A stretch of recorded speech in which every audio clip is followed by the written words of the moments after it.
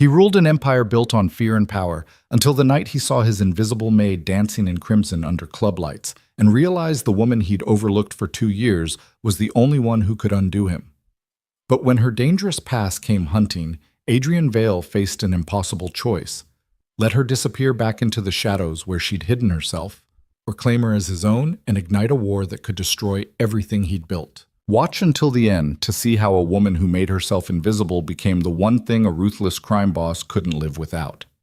Hit that like button and comment your city so I can see how far this story reaches. Adrian Vale didn't believe in distraction. In his world, a carefully constructed empire of influence, control, and calculated power, distraction meant weakness. Weakness meant vulnerability. And vulnerability meant death. At 34, he had built something most men only dreamed of, an underground network that stretched across the city like invisible threads, pulling politicians, business owners, and law enforcement into a web so intricate that even those caught in it rarely understood how deeply they were entangled. He didn't deal in violence unless absolutely necessary. He dealt in leverage, information, the kind of power that didn't announce itself with gunfire but whispered through closed-door meetings and unmarked envelopes. His mansion reflected that philosophy, elegant, imposing, and utterly controlled. Every piece of furniture had been selected with purpose. Every staff member moved through the halls with practiced silence. Every detail served a function, including the people who worked for him. Adrian had 23 employees who maintained his home. He knew their names because he signed their paychecks. He knew their schedules because efficiency mattered, but he didn't know them. Not really. Why would he? They were part of the machinery that kept his life running smoothly. As long as they performed their duties without error, there was no reason to look closer. That included Lily Hart. She had worked in his household for 2 years. A maid. Quiet. Efficient. Unremarkable. If someone had asked him to describe her, Adrian would have struggled. Brown hair, maybe? Average height? She wore the standard staff uniform. Black dress, white apron, sensible shoes. She kept her eyes down when he passed. She never spoke unless spoken to. She was, in every measurable way, invisible, and that was exactly how she wanted it. Lily had learned long ago that invisibility was a survival skill. Not the kind of invisibility that came from magic or fantasy, but the real kind. The kind that meant moving through spaces without leaving an impression, without triggering attention, without becoming a target. She had perfected it over the years, this art of making herself small. She spoke softly. She dressed plainly. She avoided eye contact. She never laughed too loudly or offered opinions that might spark conversation. She became the kind of person people looked past rather than at. It wasn't natural to her. Once, years ago, she had been different, louder, brighter, more present in her own life. But circumstances had taught her the value of disappearing, of becoming someone who could be forgotten the moment she left a room. And it had worked. For 2 years, she had moved through Adrian Vale's mansion like a ghost. She cleaned his study while he worked, moving around him as though he were furniture. She prepared his morning coffee exactly the way he liked it. Black, no sugar, served at precisely 7 a.m., and left it on his desk without waiting for acknowledgement. She changed the sheets in his enormous bedroom, dusted the rare art pieces that lined his hallways, and polished the marble floors until they gleamed. She did all of this without ever truly being seen. And that was fine. Better than fine, actually. It was safe, because the last time someone had really seen her, really noticed her, really paid attention, it had nearly destroyed her. His name had been Marcus. They'd met when she was 23, working at a small cafe downtown. He'd been charming at first, attentive, interested in everything about her. He'd ask questions about her dreams, her fears, her past. He'd made her feel like she mattered. And then, slowly, that attention had curdled into something else. It started with suggestions. You'd look better in this color. Maybe you shouldn't wear that. It attracts the wrong kind of attention. I don't think you should see those friends anymore. They're not good for you. Then it became demands. Then it became control. By the time she understood what was happening, she'd already lost pieces of herself. Her friends had drifted away, confused by her sudden distance. Her family had stopped calling after too many canceled visits. Her confidence had eroded under the constant criticism disguised as care. When she finally found the courage to leave, it took everything she had. And even then, he hadn't wanted to let go. It had taken 6 months of hiding, of moving 3 times, of changing her phone number and deleting every social media account before she felt safe enough to breathe, before she stopped checking over her shoulder every time she left a building. That was when she'd learned the value of invisibility. If no one noticed you, no one could hurt you. So when she'd gotten the job at Adrian Vale's mansion through an agency that didn't ask too many questions, she'd been grateful. The pay was excellent, the work was straightforward, and most importantly, Adrian Vale barely acknowledged her existence. Perfect. For 2 years, she had lived in the staff quarters, performed her duties with quiet efficiency, and spent her free time reading in her small room or taking long walks through the city on her days off. She had built a life that was small, yes, but it was hers, and it was safe. Until the night everything changed. The Crimson Veil was one of Adrian's properties, a high-end nightclub tucked into the city's entertainment district. He owned it primarily for networking purposes. The club attracted wealthy clientele, politicians looking to unwind away from public scrutiny, and business owners interested in making connections outside traditional boardrooms. Adrian rarely visited. He preferred quieter settings for his meetings, places where conversations couldn't be drowned out by music and crowds. But tonight, one of his associates had requested a face-to-face discussion, and the club had been the suggested location. So Adrian had agreed. He'd arrived at 11 p.m., moving through the main entrance with the kind of confidence that parted crowds without effort. The club's manager had immediately appeared at his elbow, offering the VIP section, but Adrian had waved him off. He preferred the second-floor balcony, a private area that overlooked the main dance floor while remaining separate from it. From this vantage point, he could observe without being observed, could see the flow of the crowd, the interactions between patrons, the efficiency of his staff. The meeting with his associate had lasted 40 minutes. Business concluded, Adrian had intended to leave, but then he'd seen her. At first, it was just movement that caught his eye, a flash of crimson cutting through the sea of black and silver that dominated the dance floor. He glanced down, mildly curious. A woman in a red dress. Not unusual. The club saw dozens of red dresses every weekend, but there was something about the way she moved. She wasn't dancing like someone performing for an audience. She was dancing like someone who had forgotten there was an audience at all. Her movements were fluid, unself-conscious, entirely her own. The dress, a shimmering crimson thing that caught the light with every turn, moved with her like a second skin. Adrian found himself watching. She spun, and her hair caught the light, long, dark, falling past her shoulders in waves that seemed to move with their own rhythm. She laughed. He couldn't hear it over the music, but he saw it in the way her head tilted back, in the brightness of her expression. And then she turned. The world stopped. Adrian's breath caught in his chest. His hands, resting on the balcony railing, tightened until his knuckles went white.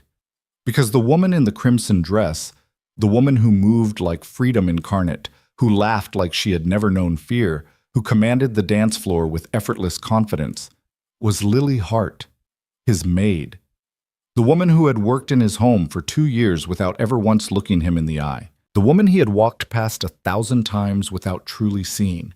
She was dancing in his club, in a dress that should have been illegal for the way it made every man in the vicinity stop and stare. Her face, usually so carefully neutral, so studiously blank, was alive with joy. Her body, usually hidden beneath shapeless uniforms, moved with a grace that seemed almost impossible. This wasn't the same person, and yet it was. Adrian stood frozen, unable to look away. He watched as she danced with friends. 2 women he didn't recognize, both laughing and moving with her. He watched as men approached and were politely but firmly turned away.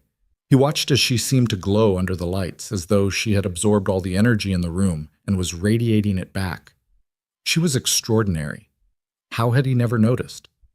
A waiter appeared at his elbow with a drink he hadn't ordered. Adrian ignored it. His entire focus had narrowed to the woman below. Questions crashed through his mind in rapid succession. Why had she hidden this? Why did she shrink herself inside his walls when she was clearly capable of being? This? Who was she really? What had made her learn to disappear? And why did it feel like a betrayal that he hadn't known? The song changed. The tempo slowed. Lily's friends pulled her toward the bar, still laughing, still glowing. She moved with them, the crimson dress catching light with every step. And then, as though sensing something, she looked up. Their eyes met across the distance. Adrian saw the exact moment recognition hit her, saw the color drain from her face, saw the joy shatter like glass. She froze. For 3 heartbeats, neither of them moved. Then Lily turned and disappeared into the crowd. Adrian didn't follow her. Not that night. He stood on the balcony for another 20 minutes, staring at the space where she'd been, trying to reconcile 2 completely different images of the same woman. The Lily who cleaned his study without making a sound. The Lily who had danced like fire given form. Both real, both her. But only one of them had been visible to him. The realization settled over him like cold water. He had employed her for 2 years, had walked past her countless times, had existed in the same spaces, breathed the same air, occupied the same building, and he had never truly seen her. He'd seen a uniform, a job title, a function, but not her. The thought disturbed him more than he wanted to admit. Adrian Vale prided himself on awareness, on seeing what others missed, on understanding the people around him well enough to predict their actions, their loyalties, their weaknesses. And yet he had been completely blind to the woman living under his own roof. How many other things had he missed? How many other people had he reduced to their utility without ever seeing their humanity? The questions followed him home. The mansion was dark when he arrived. Nearly 2 a.m. The night shift staff would be awake, security primarily, but everyone else would be sleeping, including Lily. Adrian moved through the silent hallways toward his study. Sleep felt impossible. His mind was too active, too full of questions that had no immediate answers. He poured himself a drink, scotch, expensive, smoky, and settled into the leather chair behind his desk. But he didn't work. Instead, he thought about crimson dresses and invisible women, and he wondered what it would take to see her again, the real her, not the ghost she showed him every morning. Lily didn't sleep.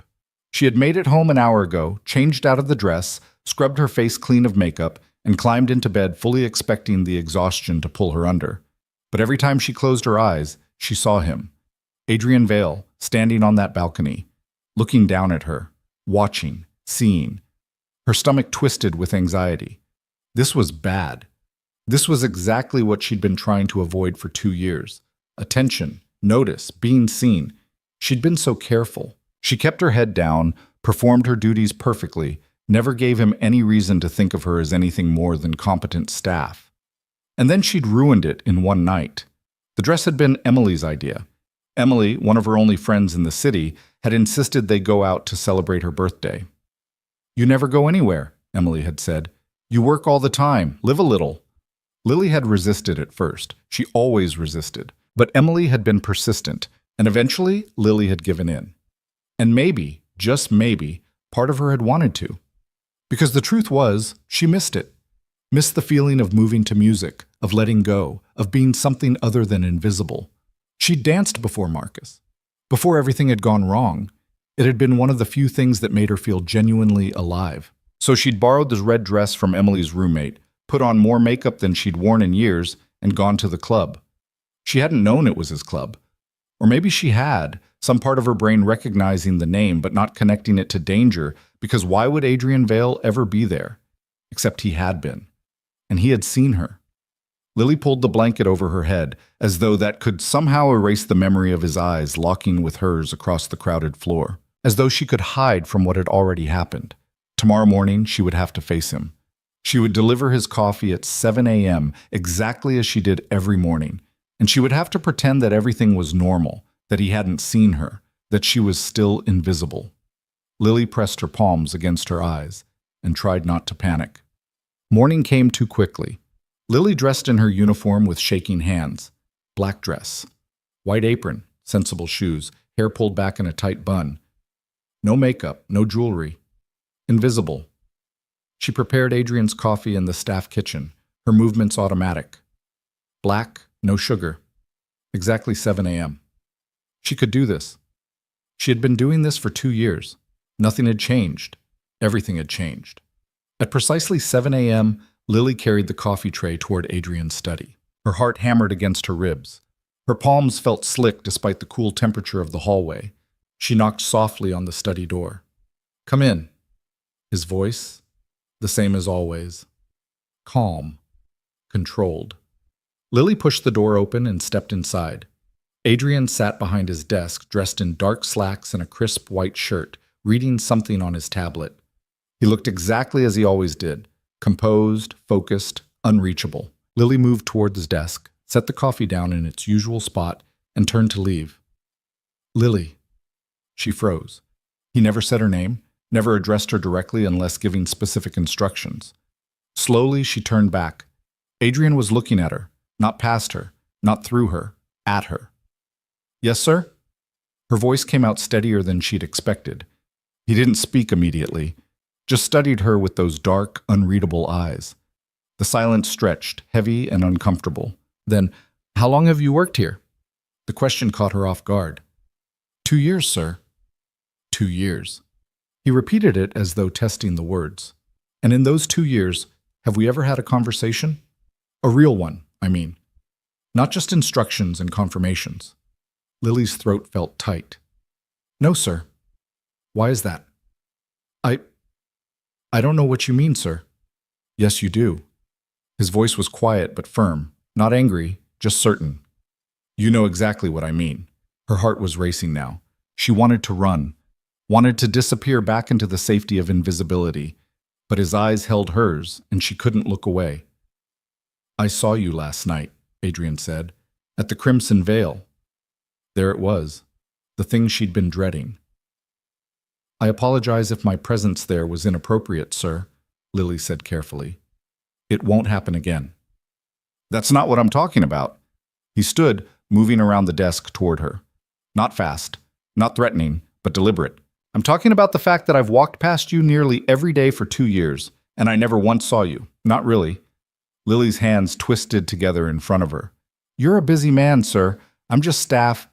No. The word cut through her excuse cleanly. Don't do that. Don't make yourself small right now. She blinked, startled. Adrian stopped a few feet away from her, close enough that she had to tilt her head slightly to maintain eye contact. Close enough that she could see the genuine confusion in his expression. The woman I saw last night, he said quietly, was nothing like the person you show me every day. She was confident, alive, completely herself. He paused. Why do you hide that here? The question hit too close to truth she didn't want to examine. I don't hide anything, sir, Lily said, but her voice wavered. I'm simply doing my job. By making yourself invisible? That's what good staff do. We stay out of the way. Is that what you think I want? Adrian's brow furrowed. For you to erase yourself? Lily didn't know how to answer that, because yes, she had thought that was exactly what he wanted. What all employers wanted. What made her valuable. The silence between them grew heavier. Finally, Adrian exhaled slowly. I'm not good at this, he admitted, at seeing people as people instead of functions. It's a failing I'm aware of. His eyes searched hers. But I'm trying to understand, why do you work so hard to be invisible? The honest question deserved an honest answer, but honesty meant vulnerability, meant opening doors she'd worked hard to keep closed. Because, Lily said softly, invisible is safe. Something flickered across Adrian's face. Understanding, maybe, or recognition. Safe from what? From being noticed, from being controlled, from being hurt. But she couldn't say that. Not to him, not to anyone. It doesn't matter, Lily said instead. She took a small step back, re-establishing distance. I should get back to work, sir. For a moment she thought he might argue, might push for more answers, but instead he nodded slowly. Of course. Lily turned toward the door, relief and disappointment warring inside her chest. Lily. She paused, hand on the doorknob. I can't stop thinking about what I saw last night. His voice was quiet but absolute. And I don't think I can go back to pretending I didn't see it. She didn't turn around, didn't trust herself to. I'm asking you to have lunch with me, Adrian continued. Not as employer and employee, as two people who apparently share the same space without knowing each other at all. Sir, I don't think... Tomorrow, 1 p.m., the garden patio. It wasn't a command, despite his tone. There was a question underneath it. Will you come? Lily's hand tightened on the doorknob. Every instinct screamed at her to refuse, to reestablish boundaries, to go back to being invisible. But a smaller voice, one she'd been ignoring for 2 years, whispered something different. "What if you don't have to hide anymore?" "I'll think about it, sir," she heard herself say. And then she left before he could see the way her hands were shaking. The rest of the day passed in a blur. Lily moved through her duties automatically, changing linens, dusting shelves, organizing the library, while her mind spun in circles. Lunch. With Adrian Vale, it was ridiculous, dangerous, a terrible idea on every level. He was her employer, a man who controlled an empire she didn't fully understand, someone who existed in a completely different world from hers. And yet, she kept thinking about the way he'd looked at her, not with the predatory interest she'd learned to recognize and fear, but with genuine curiosity, as though he actually wanted to know her. No one had wanted to know her in a very long time. By evening, Lily still hadn't decided. She retreated to her room in the staff quarters, a small but comfortable space with a narrow bed, a desk, and a window that overlooked the gardens. Her sanctuary. She changed out of her uniform and into comfortable clothes, then sat on the edge of the bed with her phone. A text from Emily waited. "That was amazing last night. When can we do it again?" Lily smiled despite everything. Emily had no idea that the night had gone so spectacularly wrong. She'd left the club early, claiming exhaustion, before Emily could notice anything amiss. Another text followed. "Also, you looked incredible in that dress. I told you red was your color, red, crimson, the color that had given her away." Lily set the phone down and walked to the window. The gardens were beautiful at dusk, carefully maintained roses, stone pathways, a fountain that caught the fading light. She'd walked those paths dozens of times, usually early in the morning before the rest of the staff woke. It was one of the few places in the mansion where she felt almost at peace, and now Adrian wanted to meet her there, wanted to talk to her, wanted to see her. Lily pressed her forehead against the cool glass. Part of her, the part that had learned survival through invisibility, wanted to refuse, wanted to go back to the safety of being overlooked. But another part, the part that had danced in crimson and felt alive for the first time in years, wanted something different, wanted to be seen. The war between those two parts of herself raged until well past midnight, and when she finally fell asleep, Lily still didn't know which side would win. The next morning arrived with painful clarity. Lily woke at 5 a.m., as always, showered, dressed in her uniform, and went through her morning routine with mechanical precision. Coffee at 7 a.m. She knocked on Adrian's study door. "Come in." He was already working, dressed in black today, his focus on several documents spread across his desk. Lily set down the coffee tray. "Thank you," Adrian said without looking up. She turned to leave. "Lily?" She stopped. 1 p.m., he said quietly. "I'll be in the garden." Not a command, not even really a question, just a statement of fact. He would be there. The choice was hers. Lily's hand tightened on the doorframe. "Yes, sir." And this time, she didn't say she'd think about it, because she'd already decided. Mist. At 12:50 p.m., Lily stood in her small room, staring at her reflection in the mirror above the desk. She was still in her uniform, still invisible, but her heart was pounding like she was standing at the edge of a cliff, preparing to jump. She could still change her mind, could stay here, could send word that she was needed elsewhere, had duties that couldn't wait, could go back to safe. Instead, at 12:55, Lily left her room and walked toward the gardens. The patio was shaded by an elegant pergola wrapped in climbing roses. A small table had been set with lunch, nothing elaborate, just sandwiches and fruit and iced tea. 2 chairs. Adrian stood when she approached. He'd changed since this morning, wore dark jeans and a simple gray shirt now, sleeves rolled to his elbows. Less intimidating, more human. "You came," he said, and there was genuine relief in his voice. "You asked," Lily replied softly. They stood there for a moment, 2 people who had shared the same space for 2 years but were meeting, truly, for the first time. Then Adrian gestured to the table.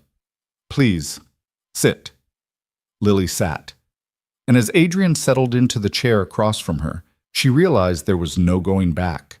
She'd been seen, and now she had to decide whether that was the most dangerous thing that had ever happened to her, or the beginning of something she'd stopped believing was possible. The silence between them stretched for several heartbeats before Adrian broke it. "I don't know how to do this," he admitted, gesturing vaguely at the table, at the space between them. Small talk, getting to know someone without an agenda. Lily's fingers traced the edge of her glass. "Then why did you ask me here?" "Because I can't stop thinking about what I saw." His directness caught her off guard. "The woman dancing in that club, she was real. And the woman who brings me coffee every morning is also real. But they seem like completely different people, and I need to understand why." "Maybe they are different people." "I don't believe that." Adrian leaned forward slightly. "I think you've just learned to hide one of them very well." Lily felt her chest tighten. She'd spent 2 years perfecting that skill, and he'd seen through it in a single night. "Hiding isn't always a bad thing," she said quietly. "Sometimes it's necessary." "From what?" The question hung in the air between them. Lily's first instinct was to deflect, to change the subject, to rebuild the walls that were feeling dangerously thin. But something in his expression stopped her. He wasn't asking out of idle curiosity or some desire to possess information he could use later. He was asking because he genuinely wanted to know. When was the last time someone had looked at her like that? "From being noticed," Lily said finally. "From standing out. From being seen?" "Yes." Adrian absorbed this, his dark eyes never leaving her face. "That sounds exhausting." "It's safe." "Are those the same thing?" Lily picked up her glass, needing something to do with her hands. "In my experience, yes." "Tell me about your experience." It wasn't a demand, it was an invitation, and Lily found herself terrified by how much she wanted to accept it. "I don't talk about my past," she said instead. "Why not?" "Because talking about it means thinking about it, and thinking about it means remembering things I've worked very hard to forget." Adrian was quiet for a moment. Then, "Fair enough. We don't have to talk about the past." He picked up one of the sandwiches, offered her the plate. "Tell me about the present instead. When you're not working here, what do you do?" The shift in topic felt like a reprieve. Lily accepted a sandwich she wasn't sure she could eat. "I read. Take walks. Sometimes I meet friends for coffee." "The friends from the club?" "Just Emily, really. She works at a bookstore downtown. We met there about a year ago." "And she convinced you to go dancing?" A small smile tugged at Lily's lips despite herself. "She's very persuasive. It was her birthday. She said I needed to stop being such a hermit." "Was she right?" Lily considered the question. "Maybe. I used to love dancing. Before—" She caught herself, redirected. It felt good to do it again. "You looked like you were born doing it." Adrian's voice held something she couldn't quite identify. Admiration, wonder. "I've never seen anyone move like that. Like the music was part of you." Heat crept up Lily's neck. She wasn't used to compliments, especially not from him. "It's just dancing," she said, looking down at her plate. "No." The certainty in his voice made her glance up. "It wasn't. It was freedom. I could see it in every movement, every turn. You weren't performing, you were experiencing something." He paused. "Why don't you let yourself experience things like that more often?" "Because experiencing things meant feeling things, and feeling things meant vulnerability, and vulnerability meant, I don't know," Lily lied. But Adrian was looking at her like he could see straight through the falsehood, like he understood all the words she wasn't saying. "I think you do know," he said softly. "You just don't want to tell me. And that's fine. We've known each other for 2 years, but we're essentially strangers." He set down his sandwich, untouched. "So let me tell you something instead. Something I don't usually share." Lily waited, surprised. "I'm not good with people," Adrian began. "I never have been. Even as a kid, I was better with numbers, patterns, systems, things that made logical sense. People—" He shook his head slightly. "People are unpredictable, emotional, irrational. I couldn't figure out the rules." "So you created your own rules," Lily said quietly. His eyes sharpened with recognition. "Yes." Exactly. I built a life where everything operates according to clear systems, where people have specific functions, where I don't have to navigate all the messy, complicated parts of human interaction because I've reduced it to transactions and exchanges. That sounds lonely. It is. The admission seemed to surprise him as much as it surprised her, but it's also predictable. Safe, like you said.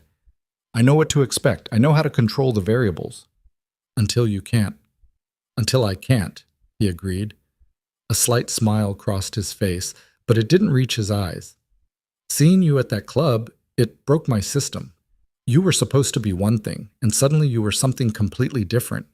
It forced me to realize how much I'd reduced you to a function rather than seeing you as a person. Lily's throat felt tight. I never expected you to see me as anything else. I know. That's part of what bothers me. Adrian's gaze held hers with uncomfortable intensity. You made yourself exactly what you thought I wanted. Invisible, efficient, unremarkable. And I never questioned it because it was convenient. You're not responsible for how I choose to present myself. Maybe not, but I'm responsible for whether I look beyond the presentation. He leaned back in his chair, studying her. So I'm looking now, and I'm asking you to let me see what you've been hiding. Panic fluttered in Lily's chest. Why? Because I think we might understand each other better than either of us realized. His voice dropped lower. You hide yourself by becoming invisible. I hide myself by reducing everything to systems and control. We're both trying to protect ourselves from the same thing. Which is? Being hurt by something we can't predict or control. The words hit Lily like a physical impact, because he was right. Completely, devastatingly right. She'd spent years making herself invisible to avoid the pain of being seen, being known, being vulnerable to someone who could use that knowledge against her. And he'd spent years turning people into functions to avoid the risk of genuine connection. Two different methods, same fear. I don't know how to stop hiding, Lily whispered. I don't know how to stop controlling, Adrian replied, but maybe we could try learning together. It was the most dangerous thing anyone had said to her in years, and the most tempting. Before Lily could respond, her phone buzzed in her pocket. She almost ignored it, but the second buzz made her pull it out. A text from an unknown number. Found you. Ice flooded her veins. Adrian noticed immediately. What's wrong? Lily's hand shook as she stared at the screen. 2 words. That was all it took to shatter the fragile moment they'd been building. Lily. Adrian's voice sharpened. What happened? She couldn't speak, couldn't breathe. Her vision tunneled until all she could see was those 2 words. Found you. It couldn't be. She'd been so careful, had changed her number, used a different name on social media, avoided anything that could be traced back to her old life. But somehow, he'd found her. Marcus had found her. Lily, talk to me. Adrian was standing now, moving around the table. You look like you're about to pass out. She should tell him it was nothing, should make an excuse and retreat to the safety of her room, should go back to being invisible. Instead, she heard herself say, someone from my past, someone I've been hiding from. The words came out barely above a whisper, but Adrian heard them. His expression changed instantly. The curiosity and vulnerability that had been there moments ago hardened into something else, something sharp and dangerous. Who? Not a casual question, a demand. It doesn't matter. Yes, it does. Adrian took the phone from her trembling hands before she could protest, read the message. His jaw tightened. Who sent this? I don't know for sure. The number's blocked. Lily wrapped her arms around herself. But I think it's my ex-boyfriend. The one you've been hiding from? She nodded. How long has it been since you've had contact with him? 3 years, since I left. Lily's voice was steadier now, but barely. I thought I was safe. I thought he'd moved on. Adrian handed back her phone, but his expression remained dangerously calm. Tell me about him. Why? Because I need to know what we're dealing with. The use of we should have felt presumptuous. Instead, it felt like a lifeline. Lily sank back into her chair. Her legs felt unsteady. His name is Marcus Webb. We dated for 2 years. At first, he was perfect, attentive, caring, interested in everything about me. The words came mechanically, like she'd rehearsed them. Maybe she had in her head, preparing for a conversation she'd hoped would never happen. Then he started changing. Small things at first. Suggestions about what I should wear, who I should see. Then bigger things. Controlling my phone, my schedule, my friends. Adrian sat down across from her again, his focus absolute. By the time I realized what was happening, I'd lost most of my support system. My friends had drifted away. My family barely called anymore because I'd canceled so many visits. Lily's hands twisted together. When I finally left, it took everything I had. I moved 3 times in 6 months, changed my number 4 times, deleted every online presence I had. And it worked, Adrian said. Until now. Until now. What did he do when you left? Did he threaten you? Lily's laugh was bitter. Marcus was too smart for direct threats. He showed up at my work, called from different numbers, sent messages through mutual friends. Always just concerned, just worried about me, just wanting to make sure I was okay. She met Adrian's eyes. That's the thing about people like him.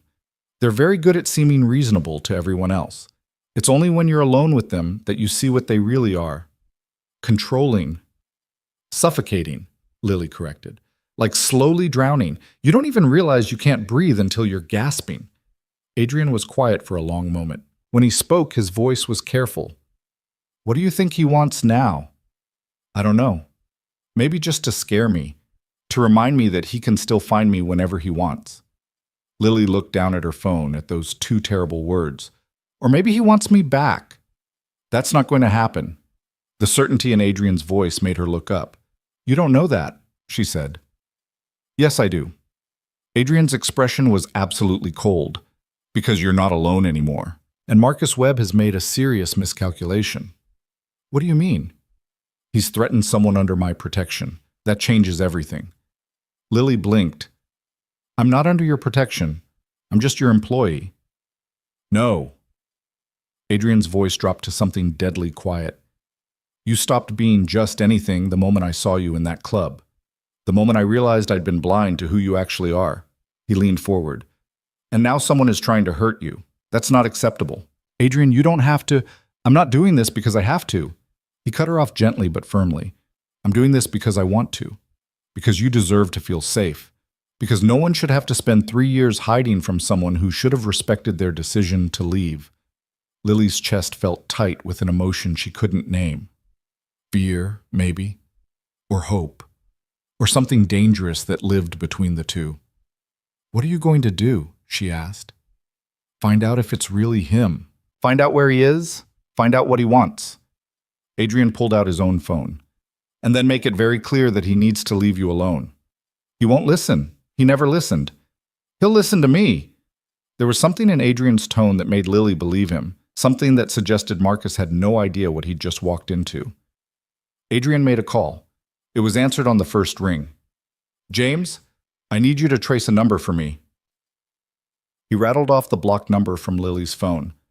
I want to know who owns it, where they are, and everything about them. How fast can you get that to me? A pause. 20 minutes. Good. Adrian ended the call and looked at Lily. My head of security. He'll have answers soon. Lily felt like she was watching this happen from outside her body. You don't have to do this. Stop saying that. Adrian's voice was firm, but not unkind. I know I don't have to. I'm choosing to. There's a difference. Why? Because the woman I saw dancing in that club deserves to do that whenever she wants without fear. Because the person sitting across from me right now shouldn't have to make herself invisible to feel safe. He paused.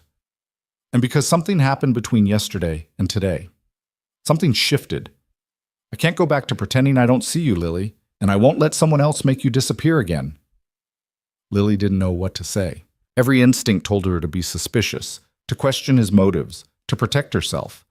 But when she looked at Adrian, really looked at him, she didn't see possession or control in his eyes. She saw determination, protection, rage on her behalf. No one had been angry for her in a very long time. Thank you, she whispered. Adrian's expression softened slightly. Don't thank me yet. Let's see what we're actually dealing with first. They sat in tense silence for the next 15 minutes. Lily couldn't eat, could barely think, just stared at her phone like it might explode. When Adrian's phone rang, they both jumped. James, what did you find? Adrian listened, his face growing progressively darker. You're sure? I see. No, don't approach him yet, just monitor for now. Yes, I'll handle it from here. He ended the call and looked at Lily with an expression she couldn't read. It's him, Adrian said. Marcus Webb. The number is registered to a phone purchased 3 days ago. He's currently staying at the Meridian Hotel downtown, 4th floor. The room spun slightly. He's here, in the city. Yes? How did he find me? James is still working on that. But my guess? Social media. Even if you deleted your accounts, your friends probably haven't. One photo, one tag, one location check-in from someone you know. Adrian's voice was grim. It doesn't take much. Lily thought of Emily, of their night at the club, of the dozens of photos Emily had probably posted without thinking twice. She wasn't angry. Emily didn't know, didn't understand what she was running from, but it meant Marcus knew where she was, had probably known for days. What do I do? Lily asked. Nothing. Adrian stood. You stay here, you stay safe, and I handle this. No. Lily stood too, surprising herself. I'm not hiding while you fight my battles. This isn't about fighting your battles. This is about keeping you protected while I remove a threat. He's not going to hurt me. He never did. Not physically. He just... Lily struggled to find the right words. He suffocates people, controls them, makes them feel like they can't exist without him. That's still harm, Adrian said quietly. Just because he didn't hit you doesn't mean he didn't hurt you. The validation nearly broke her. I know, Lily whispered. I know it was real. I know what I felt. But other people, they never understood. They'd say, at least he didn't hit you, like that made it better. Like emotional abuse doesn't count as real abuse. It counts. Adrian's voice was steel, and he's going to understand that very clearly. Before Lily could respond, her phone buzzed again. Another message. Same blocked number. We need to talk. Tonight, 8 p.m. The coffee shop on 5th and Main. Come alone. Lily's blood went cold. Adrian read over her shoulder. Absolutely not. It's a public place. I don't care. You're not meeting him. Adrian, no. His tone left no room for argument. This is exactly what he wants, to isolate you, to get you alone, to reassert control. Adrian took her phone again, started typing. I'm responding for you. What are you saying? That you're not interested in meeting, that he needs to stop contacting you, that if he continues, there will be consequences. Lily watched him type with swift, decisive strokes. Part of her wanted to protest. This was her life, her problem, her choice. But another part felt relief that someone else was handling it, that she didn't have to face Marcus alone, that someone was standing between her and the person who'd nearly destroyed her. Adrian sent the message, then blocked the number entirely. That won't stop him, Lily said. He'll just get another phone. I know, but it buys us time. Adrian made another call. James, I need security increased on the property immediately. No one enters without clearance. Yes, especially the staff areas. Send me a photo of Marcus Webb. I want everyone on the team to know his face. Good. He ended the call and turned back to Lily. You're not leaving the property until this is resolved. You can't keep me prisoner. I'm not keeping you prisoner. I'm keeping you safe.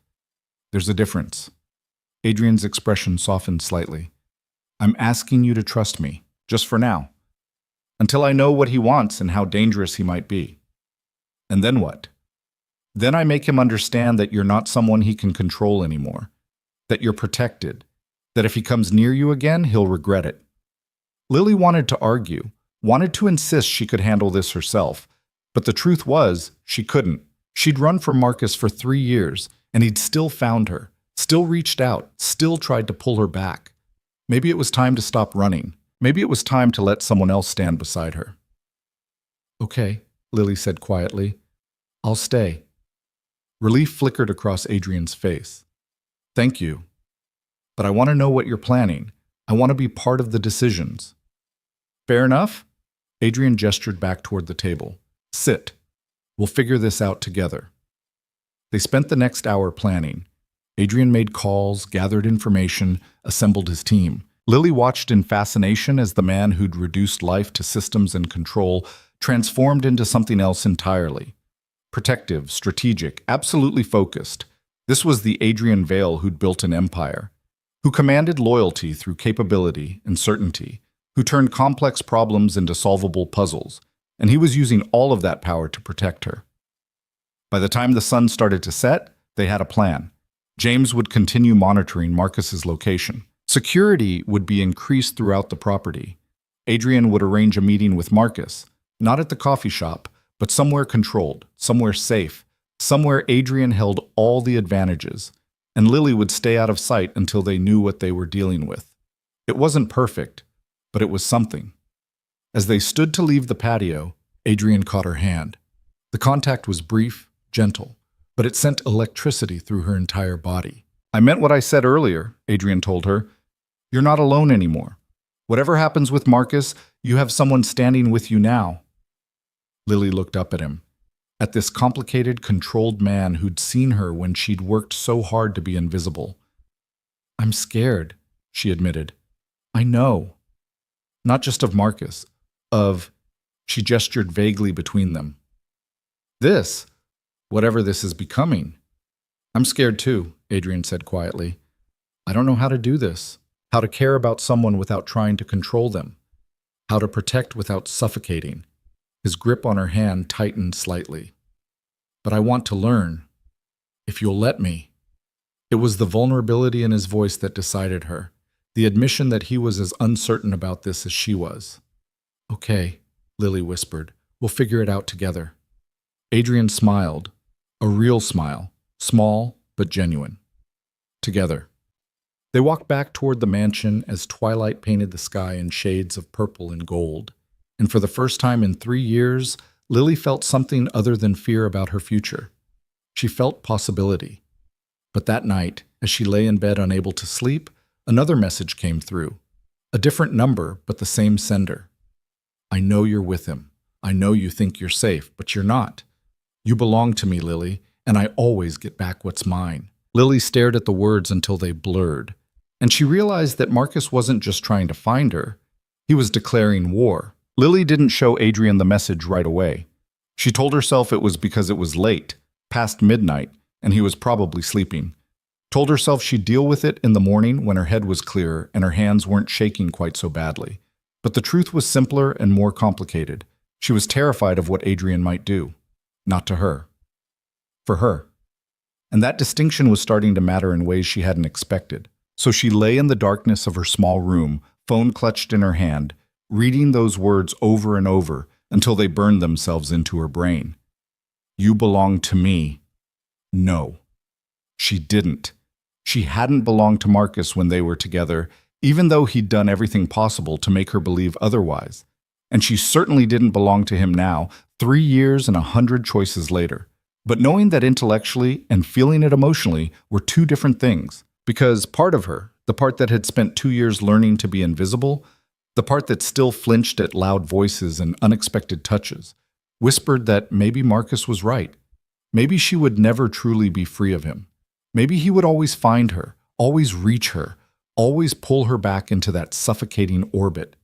Lily pressed her palms against her eyes until colors bloomed in the darkness. No. She'd left once. She could stay gone. And this time, she wasn't alone.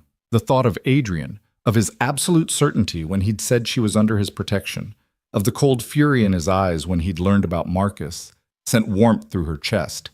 But it also sent fear. Because Adrian Vale was a man who solved problems, who controlled variables, who built systems that eliminated threats.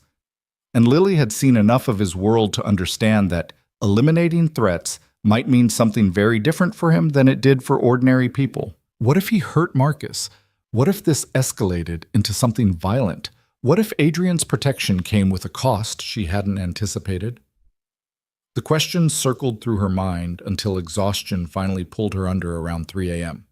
When she woke 4 hours later, her first thought was the message. Her second thought was that she had to tell Adrian. She dressed quickly in her uniform. The armor of invisibility felt necessary this morning. and went to prepare his coffee. But when she reached the kitchen, Adrian was already there. He stood at the counter in dark pants and a white shirt, sleeves rolled up, making coffee himself. The sight was so unexpected that Lily stopped in the doorway. He noticed her immediately. "You look like you didn't sleep." "I didn't. Not much, anyway."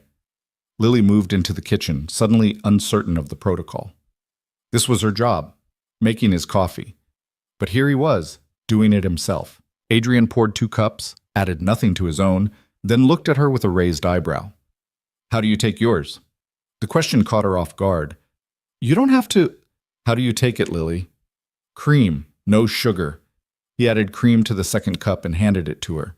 Their fingers brushed during the exchange, and Lily felt that same electricity from yesterday. "Something happened last night," Adrian said. "Not a question. An observation." Lily wrapped both hands around the warm mug. Another message. Adrian's expression went very still. "Show me." She pulled out her phone with her free hand and opened the message.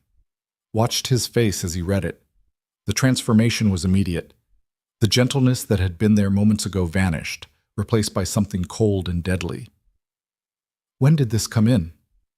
His voice was quiet, too quiet. "Around midnight. And you didn't tell me immediately because it was late, because I didn't want to bother you, because—" Lily trailed off, unable to articulate the real reason. "Because you were afraid of what I might do," Adrian finished for her. The accuracy startled her. "Yes." He set down his coffee carefully. "What do you think I'm going to do?" "I don't know. That's what scares me." Lily met his eyes. "You have power I don't understand, resources I can't predict. And Marcus," she swallowed hard, "he knows how to play victim, how to make himself look reasonable while making everyone else look crazy. If this escalates, if you do something that could be turned against you—" "You're worried about me?" Surprise flickered across Adrian's face. "Of course I'm worried about you." The words came out more forcefully than she'd intended. "You barely know me, and you're ready to go to war with someone from my past. That could damage you, your reputation, your business, everything you've built. And you think that matters more to me than your safety? It should." "Well, it doesn't." Adrian moved closer, not touching her, but near enough that she had to tilt her head to maintain eye contact. "I'm going to tell you something, and I need you to believe me. Marcus Webb can't hurt me. He doesn't have the resources, the connections, or the intelligence. What he has is audacity and a fundamental misunderstanding of who he's dealing with. You don't know him. I know his type." Adrian's voice carried absolute certainty.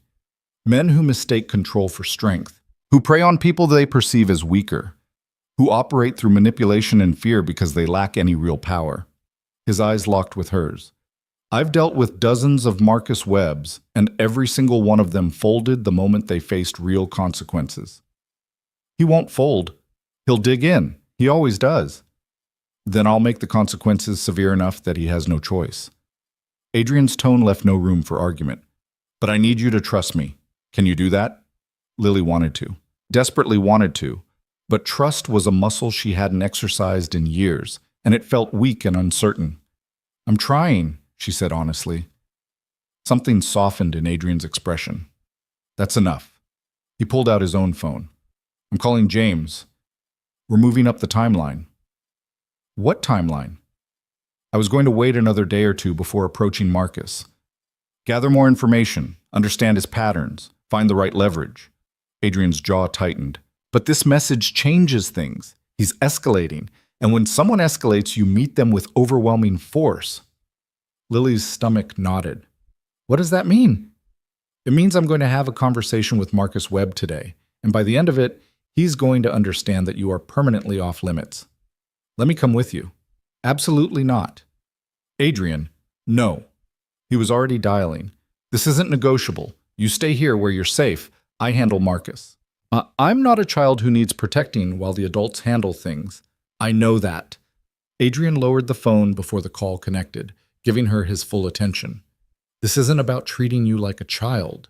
This is about not giving Marcus what he wants." "What do you mean?" "He wants access to you, wants to see your reaction, gauge your fear, reassert control." Adrian's voice was patient but firm. If you're there, he gets all of that. If you're not, he gets nothing except me. And I promise you, that's not going to go the way he expects. Lily understood the logic. Hated it, but understood it. What if he doesn't listen? What if he keeps coming? Then I escalate until he does listen. Adrian lifted the phone again. Trust me, Lily, please. There was that word again. Trust. Okay, Lily whispered, but you have to promise me something. What? That you won't do anything that could come back to hurt you, no matter how angry he makes you, no matter what he says. Her voice strengthened. I'm not worth destroying yourself over. Adrian's expression went very soft. He reached out slowly, giving her time to pull away, and tucked a strand of hair behind her ear. The gesture was so gentle, it made her throat tight. Yes, you are, he said quietly. But I promise I'll be smart about this. No unnecessary risks, no lost control. His hand lingered near her face. Deal? Deal. He made the call. 20 minutes later, James arrived with 3 other security personnel. They gathered in Adrian's study while Lily hovered in the hallway, trying not to feel like she was being deliberately excluded. She could hear Adrian's voice through the door, calm, authoritative, giving instructions she couldn't quite make out.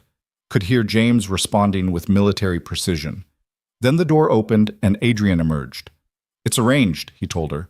Marcus agreed to meet, 2 p.m., at one of my properties downtown, a private office building, neutral ground but controlled. He just agreed, just like that? He thinks he's walking into a negotiation.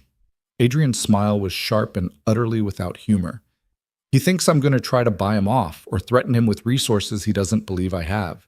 He thinks he holds all the cards because he has information about you that he can use as leverage. What information? Nothing that matters. Old addresses, phone numbers, details about your life before you came here. Adrian's voice was dismissive. He mentioned some of it when he called James to confirm the meeting, tried to imply that he could make things difficult for you if I didn't cooperate. Rage flashed through Lily, hot and bright. Marcus was trying to use her past as a weapon, trying to threaten Adrian with information that would only hurt her. What did James say? That we'd discuss it in person. Adrian checked his watch. I'm leaving in an hour. James and 2 others will come with me. The rest of the team stays here with you. I don't need... Humor me, Adrian interrupted gently. Please. Lily exhaled slowly. Fine, but I want updates. I want to know what's happening. You'll know everything as soon as I know it. Adrian moved closer, and this time his hand found hers. This is going to be over soon, and then you can dance in crimson dresses whenever you want without looking over your shoulder. The image made her smile despite everything. That sounds nice. It will be. His thumb brushed across her knuckles. I promise. Then he was gone, leaving her with instructions to stay inside, stay calm, and stay safe. Lily managed 2 out of 3. She stayed inside. She stayed safe. But calm was impossible. She tried reading, couldn't focus, tried cleaning her room, finished in 10 minutes, tried calling Emily, but her friend was at work and couldn't talk. So she paced. Back and forth across her small room, phone clutched in her hand, waiting for updates that didn't come. 1 p.m. passed. 1:30. 2 p.m. 2:15. By 2:30, Lily was ready to climb the walls. At 2:45, her phone finally buzzed. A text from Adrian. Meeting in progress. He's exactly what I expected. Don't worry. Not exactly reassuring, but better than silence. Lily sat on the edge of her bed and tried to imagine what was happening downtown. Adrian sitting across from Marcus. 2 men who inhabited completely different worlds, brought together because of her. What was Marcus saying? What lies was he spinning? What version of their relationship was he presenting? And more importantly, what was Adrian saying back? Another 20 minutes crawled by. Then, it's done. On my way back. You're safe. Relief and curiosity warred in Lily's chest. What had done mean? What had happened? She tried calling. No answer. Tried texting. What happened? The response came 5 minutes later. Tell you when I get there. 20 minutes. Those 20 minutes felt like hours. Lily went downstairs to the main floor, too restless to stay confined. One of the security guards, a woman named Sarah, stayed nearby but didn't crowd her. He'll be fine, Sarah said quietly. Adrian always knows what he's doing. Does this happen often? Confrontations like this? Often enough. Sarah's expression was carefully neutral. Adrian protects what matters to him, and he's very good at making people understand boundaries. The phrasing caught Lily's attention. What matters to him? Sarah just smiled. Before Lily could press further, she heard the front door open. Adrian. She moved toward the entrance hall, heart pounding. He looked exactly the same as when he'd left. Composed, unruffled, completely in control. But there was something different in his eyes. Something satisfied. "Walk with me," he said, gesturing toward the garden. Lily followed him outside, aware of Sarah and the other guards maintaining a discreet distance. They walked in silence until they reached the fountain, the same place where everything had begun to shift between them just yesterday. "Tell me," Lily said. Adrian turned to face her. "Marcus Webb will not be bothering you again." "How can you be sure?" "Because I gave him a choice, and he made the smart one." "What kind of choice?" Adrian was quiet for a moment, as though choosing his words carefully. "I showed him evidence of his own behavior over the past 3 years. Phone records showing the dozens of numbers he's used to contact you. Social media searches he's conducted. The private investigator he hired 6 months ago to track you down." His voice was clinical, detached. "I explained that this constitutes harassment and stalking under state law, that I have attorneys who would be happy to file charges, that I have connections in law enforcement who would be very interested in these patterns of behavior." Lily's breath caught. "You found all of that? In less than a day?"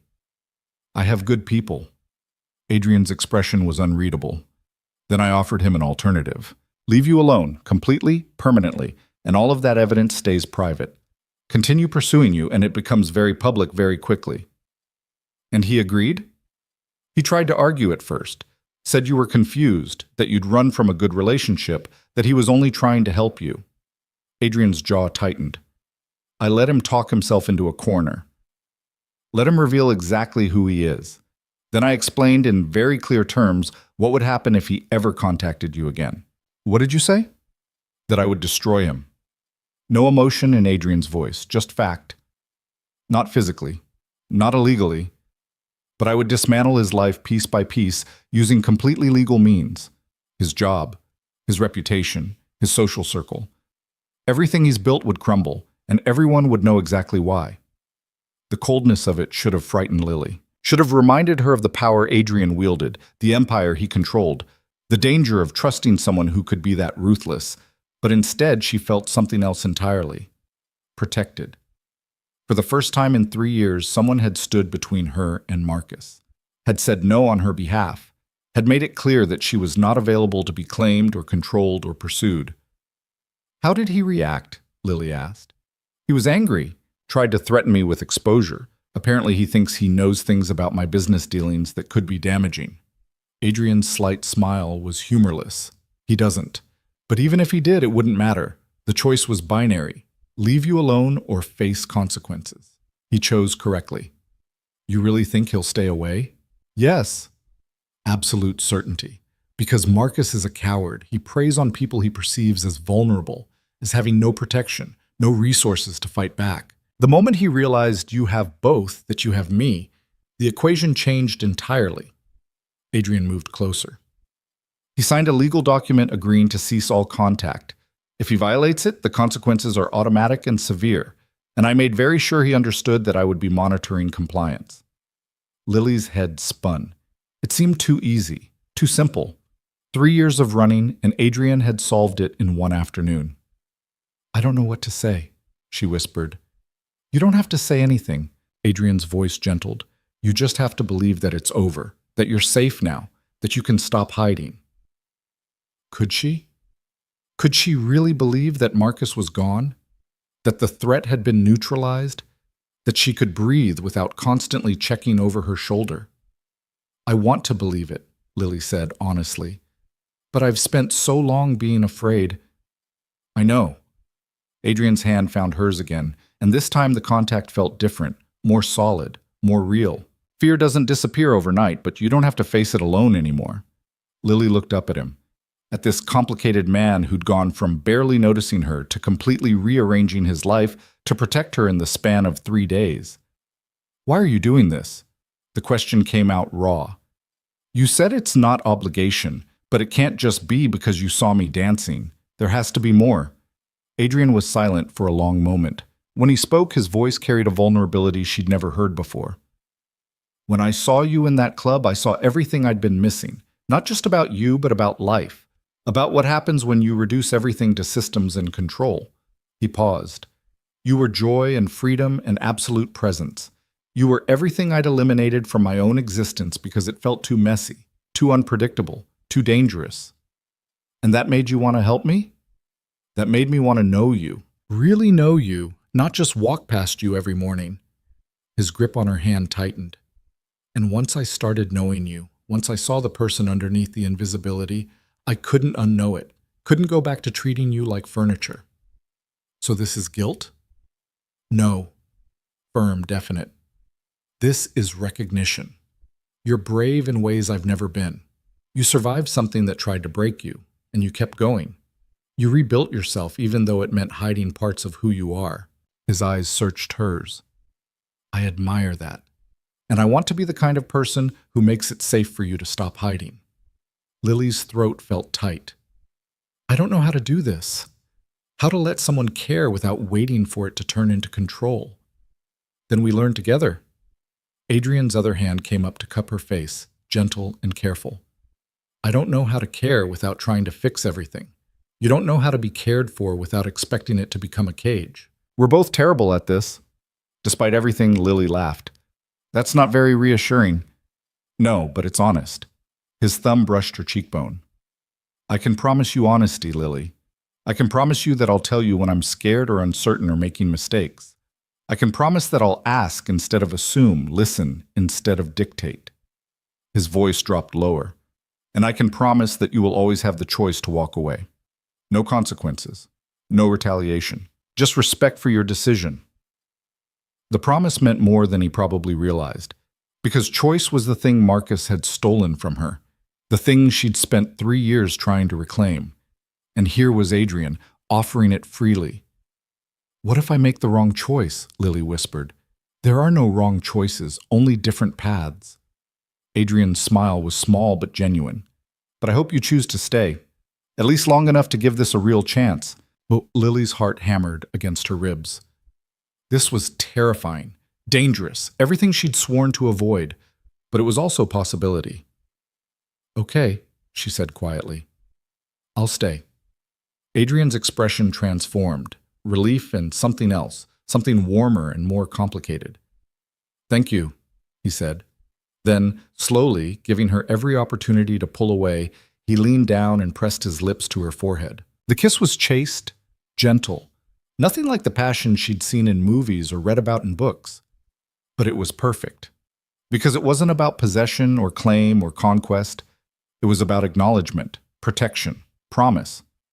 When Adrian pulled back, his eyes held questions he didn't ask, and Lily realized she wanted him to. "I'm not ready for more than this," she said honestly. "Not yet. Too much is happening too fast." "I know." No disappointment in his voice, just understanding. "We move at your pace. Always." "Even if my pace is glacially slow?" "Even then." Adrian's hand slipped from her face to find hers again. "I'm not going anywhere, Lily, and neither is Marcus. You have time to figure out what you want." What she wanted. When was the last time anyone had asked her that? When was the last time she'd even asked herself? "I want to feel safe," Lily said slowly, working through the thoughts as they formed. "I want to stop being afraid. I want to dance without checking exits. I want to exist without constantly calculating risk. You'll have all of that. I want more too." The words came harder now. "I want to remember who I was before Marcus. I want to find the parts of myself I buried. I want to be whole again." "You are whole." Adrian's voice was certain. "You just had to break yourself into pieces to survive. But the pieces are all still there. You just need time to put them back together." The metaphor settled over Lily like a blanket. Pieces. Not broken beyond repair, just scattered.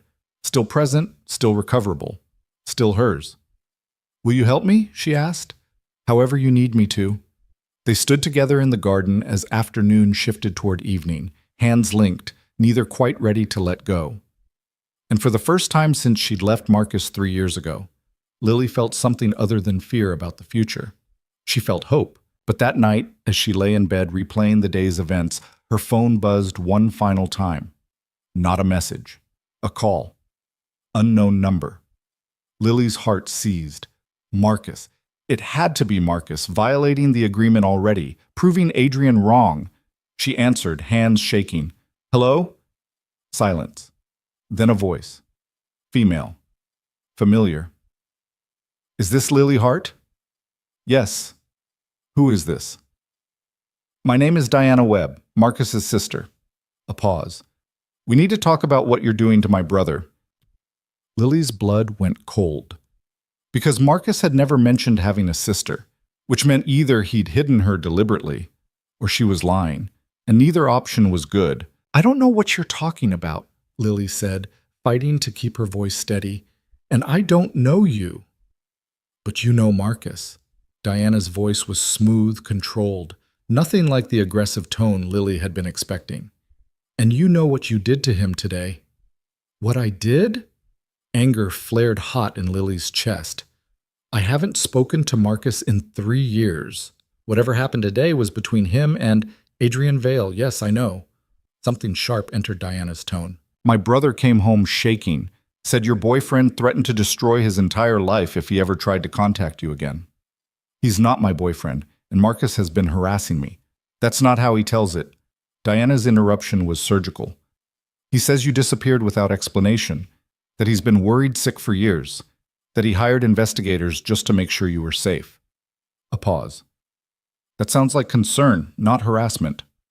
Lily's grip tightened on the phone. This was exactly what Marcus did. Twisted narratives, reframed reality, made himself the victim of circumstances he'd created. I left because he was controlling me, Lily said flatly. Because he monitored my phone, isolated me from friends, made me feel like I couldn't breathe without his permission. Or maybe you were dealing with mental health issues and he was trying to help. Diana's voice remained infuriatingly calm. Maybe you ran because you were scared of getting better, of facing your problems. The words hit like a slap, because that was Marcus's favorite accusation, that Lily was mentally unstable, that her perceptions were distorted, that she needed his guidance to function properly. I'm not having this conversation, Lily said. Then just listen. Diana's tone shifted, became almost conspiratorial. I'm not calling to attack you. I'm calling because I think there's been a misunderstanding. Marcus made mistakes, sure, he admits that, but he's changed. He's been in therapy, working on himself, trying to become better. That's wonderful for him, but it doesn't change what happened between us. Doesn't it? People deserve second chances, Lily, especially when they've done the work to earn them. Diana paused for effect. Marcus just wants to apologize, face to face, give you the closure you both need. Is that really so terrible?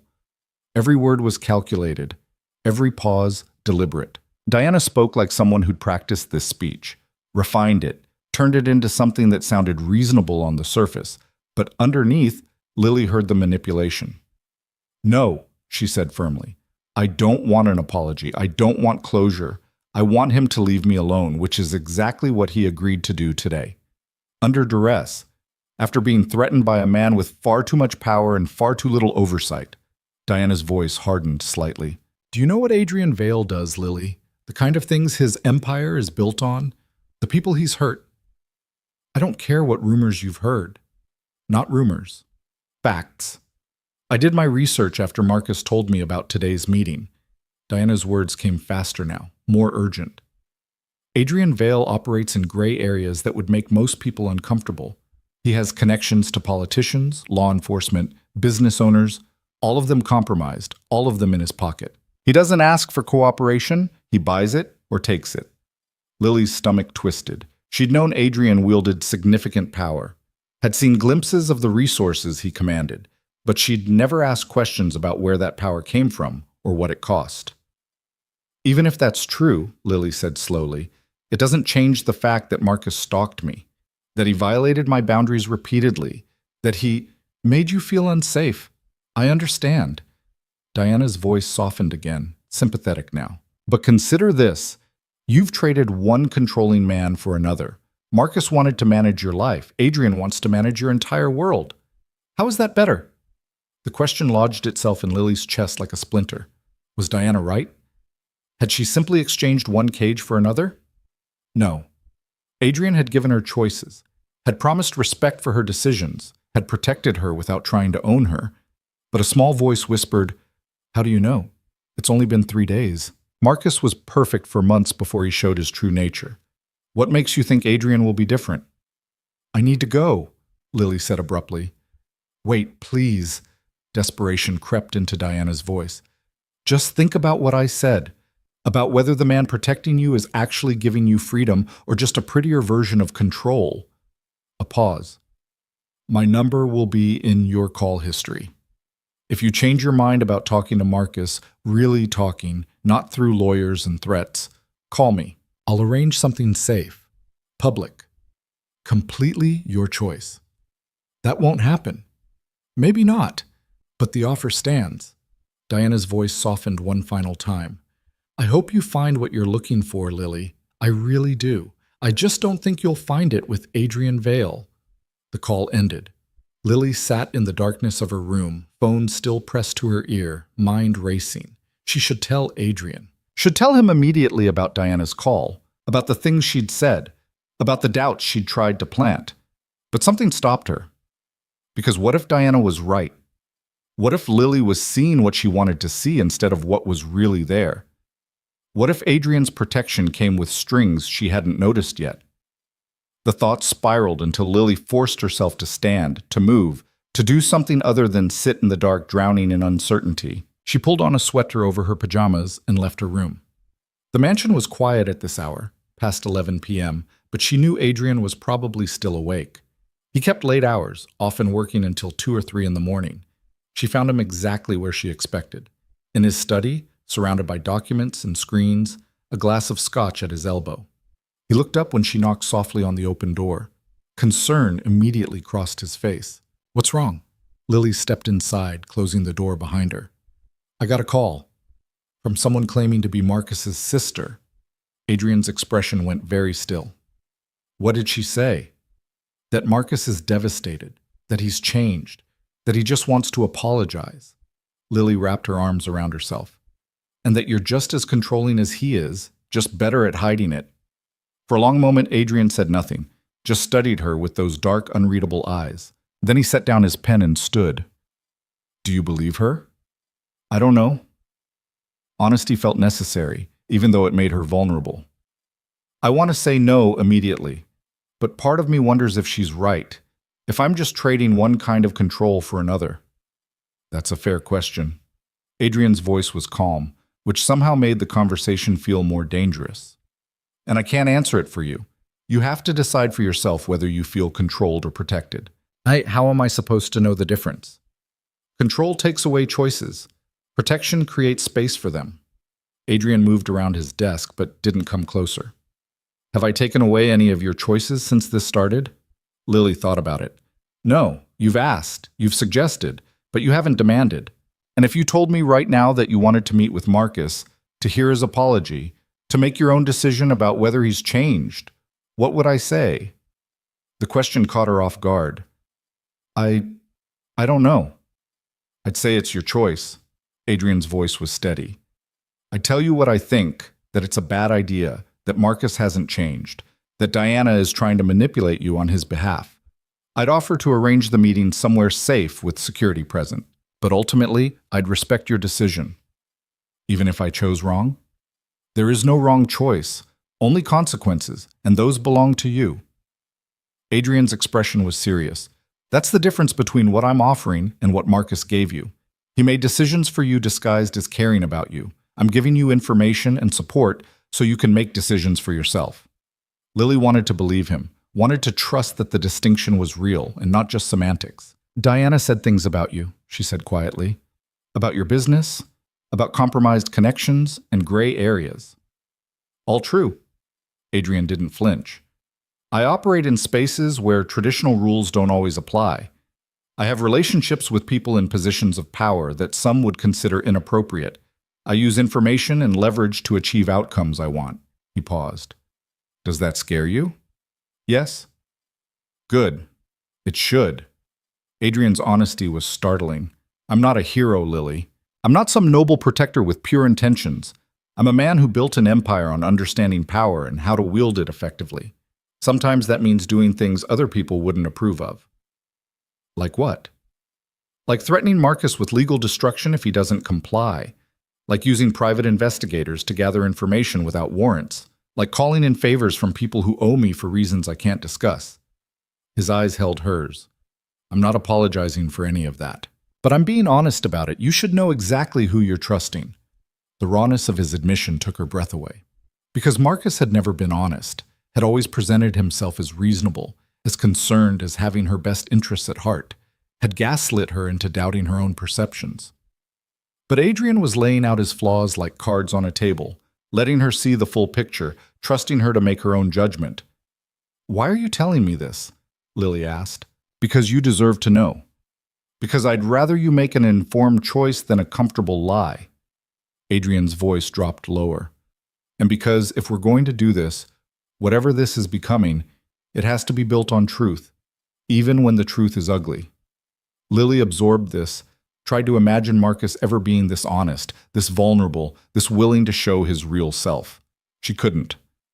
"Diana wants me to call her," Lily said, "to arrange a meeting with Marcus. She said it would be public, safe, completely my choice. It would also be exactly what Marcus wants." Adrian's tone was matter-of-fact. "He's using his sister to get around the boundaries I established. It's a classic manipulation tactic. Send a proxy who seems more reasonable, more sympathetic, to wear down your resistance." "You think Diana's lying about being his sister?" "No, I think she exists, and I think she genuinely believes she's helping her brother. But I also think Marcus has fed her a version of events that paints him as the victim." Adrian moved to his desk, pulled up something on his computer. "James did background on Marcus Webb. He has a sister named Diana Webb Morrison. Married, 2 kids, lives in the suburbs. Works as a guidance counselor at a high school." "A guidance counselor?" Lily's stomach sank. "Someone trained to mediate conflicts, to see both sides, to believe in redemption and second chances." Adrian's voice was grim. "Marcus chose his proxy well. She sounds credible because she is credible. She just doesn't have accurate information." Lily sank into one of the leather chairs facing Adrian's desk. Her head felt too full, her thoughts too tangled. "What do I do?" she asked. "What do you want to do?" "I want this to be over. I want Marcus gone. I want to stop feeling like I'm waiting for the other shoe to drop." Lily pressed her palms against her eyes. "But I also want to be sure I'm making the right choice, that I'm not running from something I should face." "You already faced Marcus 3 years ago when you left." Adrian's voice was firm. "You don't owe him anything else. Not your time, not your attention, not your forgiveness." Diana made it sound like I was being cruel, like denying him closure was selfish. Closure is something people give themselves. It's not something you can provide for him. Adrian came around the desk, crouched down so he was at eye level with her. "Marcus wants access to you. That's what this is really about. He wants to see you, to talk to you, to reassert some kind of connection. Whether that's to apologize or to manipulate you back into his life, the effect is the same. He gets what he wants, and you lose the peace you've been building." Lily met his eyes. "You really think he hasn't changed?" "I think people can change. But I also think it takes more than a few months and some therapy sessions to fundamentally alter patterns that took years to develop." Adrian's expression was serious. "And I think the fact that he immediately violated our agreement by sending his sister to contact you tells me everything I need to know about how seriously he's taking his promise to leave you alone."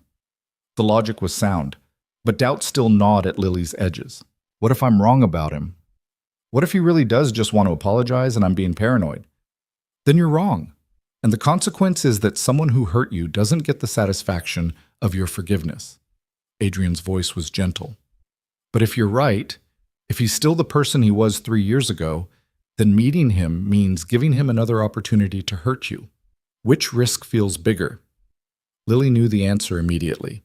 Being wrong about Marcus's intentions was uncomfortable but survivable. Being wrong about her safety was potentially devastating. "I'm not going to call Diana," she said quietly. Relief flickered across Adrian's face, quickly controlled.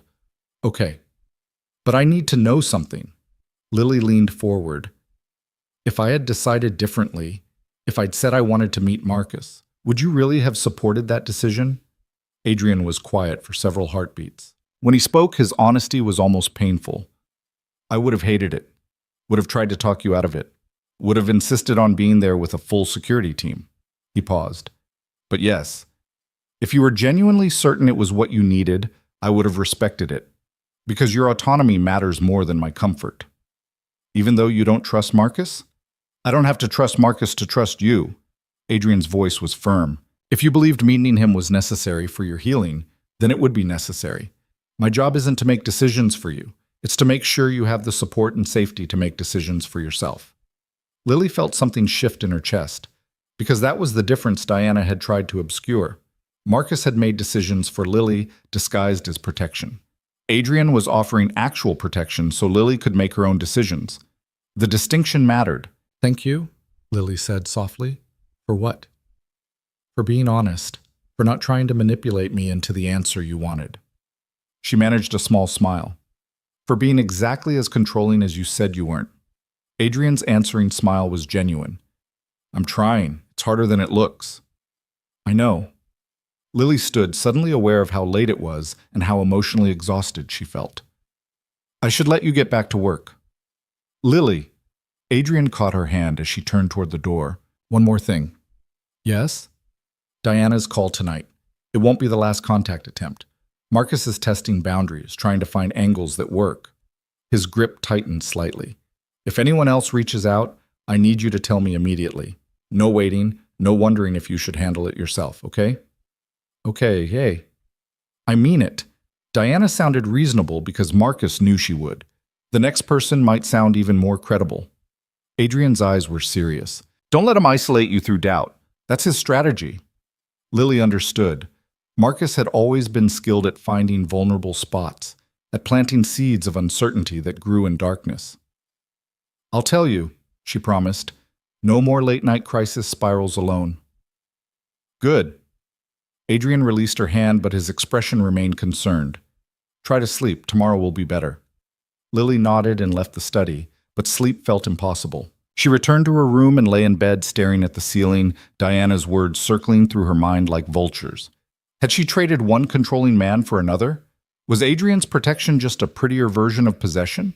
Was she seeing clearly, or seeing what she wanted to see? The questions haunted her until exhaustion finally won around 3 a.m. When she woke 6 hours later, her first conscious thought was that something felt different. It took a moment to identify what. She felt angry. Not at Adrian, not even really at Marcus, at Diana. Because Diana had called under the guise of concern, had wrapped manipulation in the language of care, had tried to make Lily doubt the one thing that had started to feel safe. And Lily was tired of people trying to tell her what to think. She got up, dressed quickly, and went looking for Adrian. She found him in the breakfast room, reading something on his tablet while drinking coffee. He looked up when she entered, and concern immediately crossed his face. "You look like you didn't sleep much." "I didn't, but I figured something out." Lily sat down across from him. "I'm done being polite." Adrian set down his tablet, giving her his full attention. "Explain." "For 3 years I've been nice about this, patient, understanding. I left Marcus without making a scene. I never pressed charges, even though what he did was harassment. I didn't tell mutual friends the real reasons I disappeared because I didn't want to cause drama."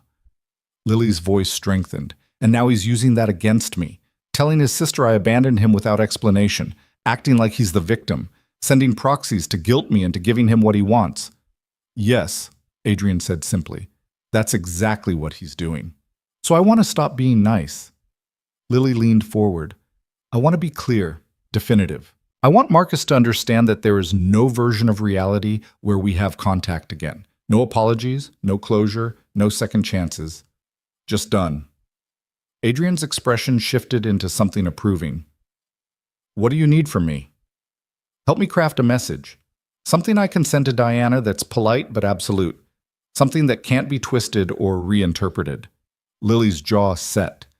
I want to close this door completely. I can do that. Adrian pulled out his phone.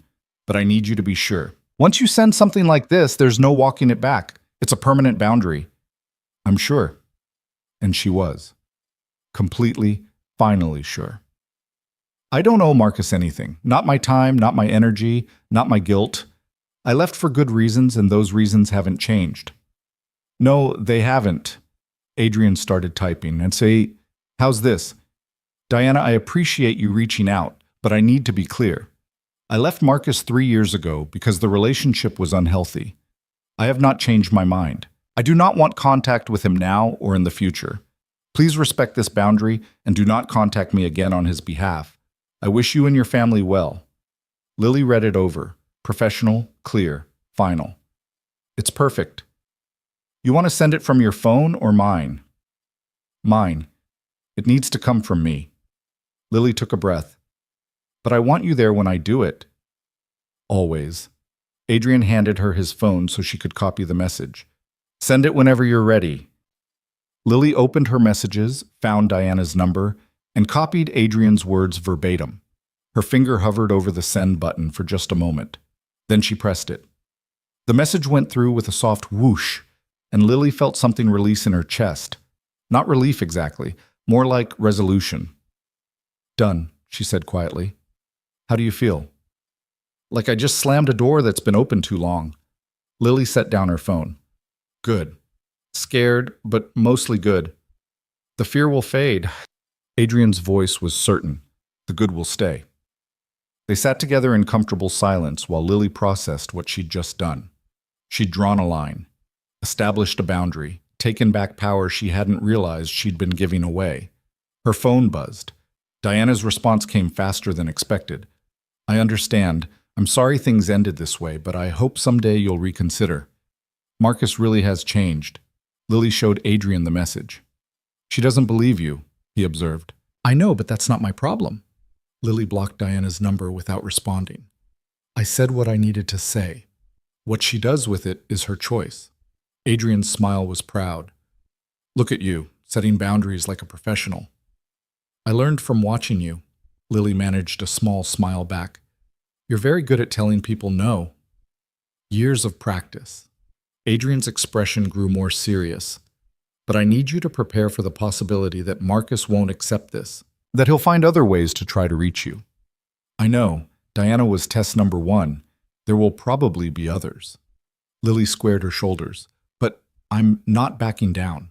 I'm done running, done hiding, done being afraid of someone who only has power if I give it to him. That's the right mindset. Adrian stood, came around the table. But you're not facing this alone. Whatever comes next, we handle it together. Together. The words settled over Lily like a promise.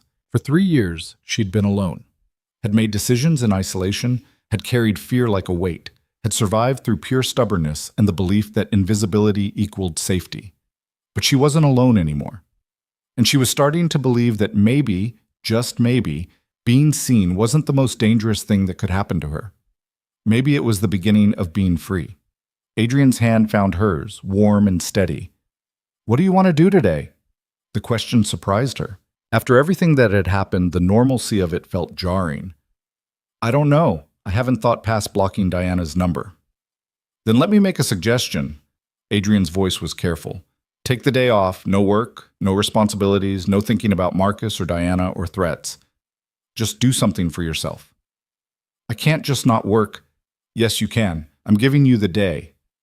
Not a command, an offer. Go into the city if you want. Visit Emily. Go dancing. Buy something completely impractical, whatever sounds good. Lily considered this. When was the last time she'd done something purely for pleasure? Something that wasn't calculated for safety or efficiency? She couldn't remember. What if Marcus is out there? What if he sees me? He won't. James confirmed he left the city last night. Went back to wherever he came from. Adrian's voice was certain. And even if he didn't, you have security. No one is going to hurt you. The idea of leaving the mansion, of going somewhere public, somewhere visible, sent both fear and excitement through Lily's system. "I could call Emily," she said slowly. "See if she wants to get lunch." "Perfect." Adrian pulled out his phone. "I'll arrange a car and security for it." "No security." The words came out before Lily could second-guess them. Adrian looked at her sharply. "Lily, I need to do this without bodyguards following me around. I need to feel normal again, even if it's just for a few hours." She met his eyes. "You said I have choices. This is me choosing." She could see him wanting to argue, could see the concern and the instinct to protect warring with the promise he'd made about respecting her decisions. Finally, he exhaled slowly. "Okay, but you keep your phone on. You check in every 2 hours. And if anything feels wrong, anything at all, you call me immediately. Deal?" "I'm serious, Lily. Don't be brave if something happens. Just call." "I will, I promise." Lily squeezed his hand. "Thank you for trusting me." "I'm terrified," Adrian admitted. "But yes, I trust you." 2 hours later, Lily sat across from Emily in a small cafe downtown, feeling more like herself than she had in years. Emily had been thrilled by the last-minute invitation, had taken an extended lunch break, and was currently regaling Lily with stories about the bookstore's most eccentric customers. "So this guy comes in asking for a book about the philosophy of cats," Emily said, laughing. "And I'm thinking, like, books about cats and literature? But no, he literally wanted philosophy as written by cats. I had to explain that cats don't write books." Lily laughed, a real laugh, full and genuine. "What did he say?" "That I clearly wasn't looking hard enough." Emily grinned. "I love my job, but sometimes I wonder about people." They talked about everything and nothing. Books and customers, and Emily's ongoing disaster of a dating life. Normal things, human things, things that had nothing to do with fear or control or running. It felt wonderful. "You seem different," Emily observed after they'd ordered dessert. "Lighter, somehow." "I feel different." Lily stirred her coffee. "Like I'm finally starting to breathe again." "Does this have anything to do with your mysterious employer?" Emily's eyes sparkled with curiosity. "You've been working there for 2 years and never mentioned him once. Now suddenly you're glowing." "I'm not glowing." "You absolutely are." Emily leaned forward conspirationally. "Come on, give me something. Is he cute, mean, secretly a vampire?" Lily laughed despite herself. "He's complicated." "Complicated how?" "Complicated like he sees things other people miss. Like he's incredibly smart and a little bit scary and completely honest, even when honesty is uncomfortable." Lily paused. "Like he makes me want to stop hiding." Emily's expression softened. "That sounds like more than just an employer." "It might be. I don't know yet." Lily looked down at her coffee. "It's new and strange, and I'm not sure what I'm doing. Does he make you happy?" The question was simple. The answer was complicated. "He makes me feel safe," Lily said slowly, "which is different from happy, but maybe more important right now." "Safe is good." Emily reached across the table to squeeze Lily's hand.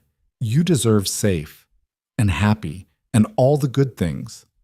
Lily squeezed back, grateful for this friendship that had survived her need for distance and privacy. They finished lunch, and Emily had to get back to work.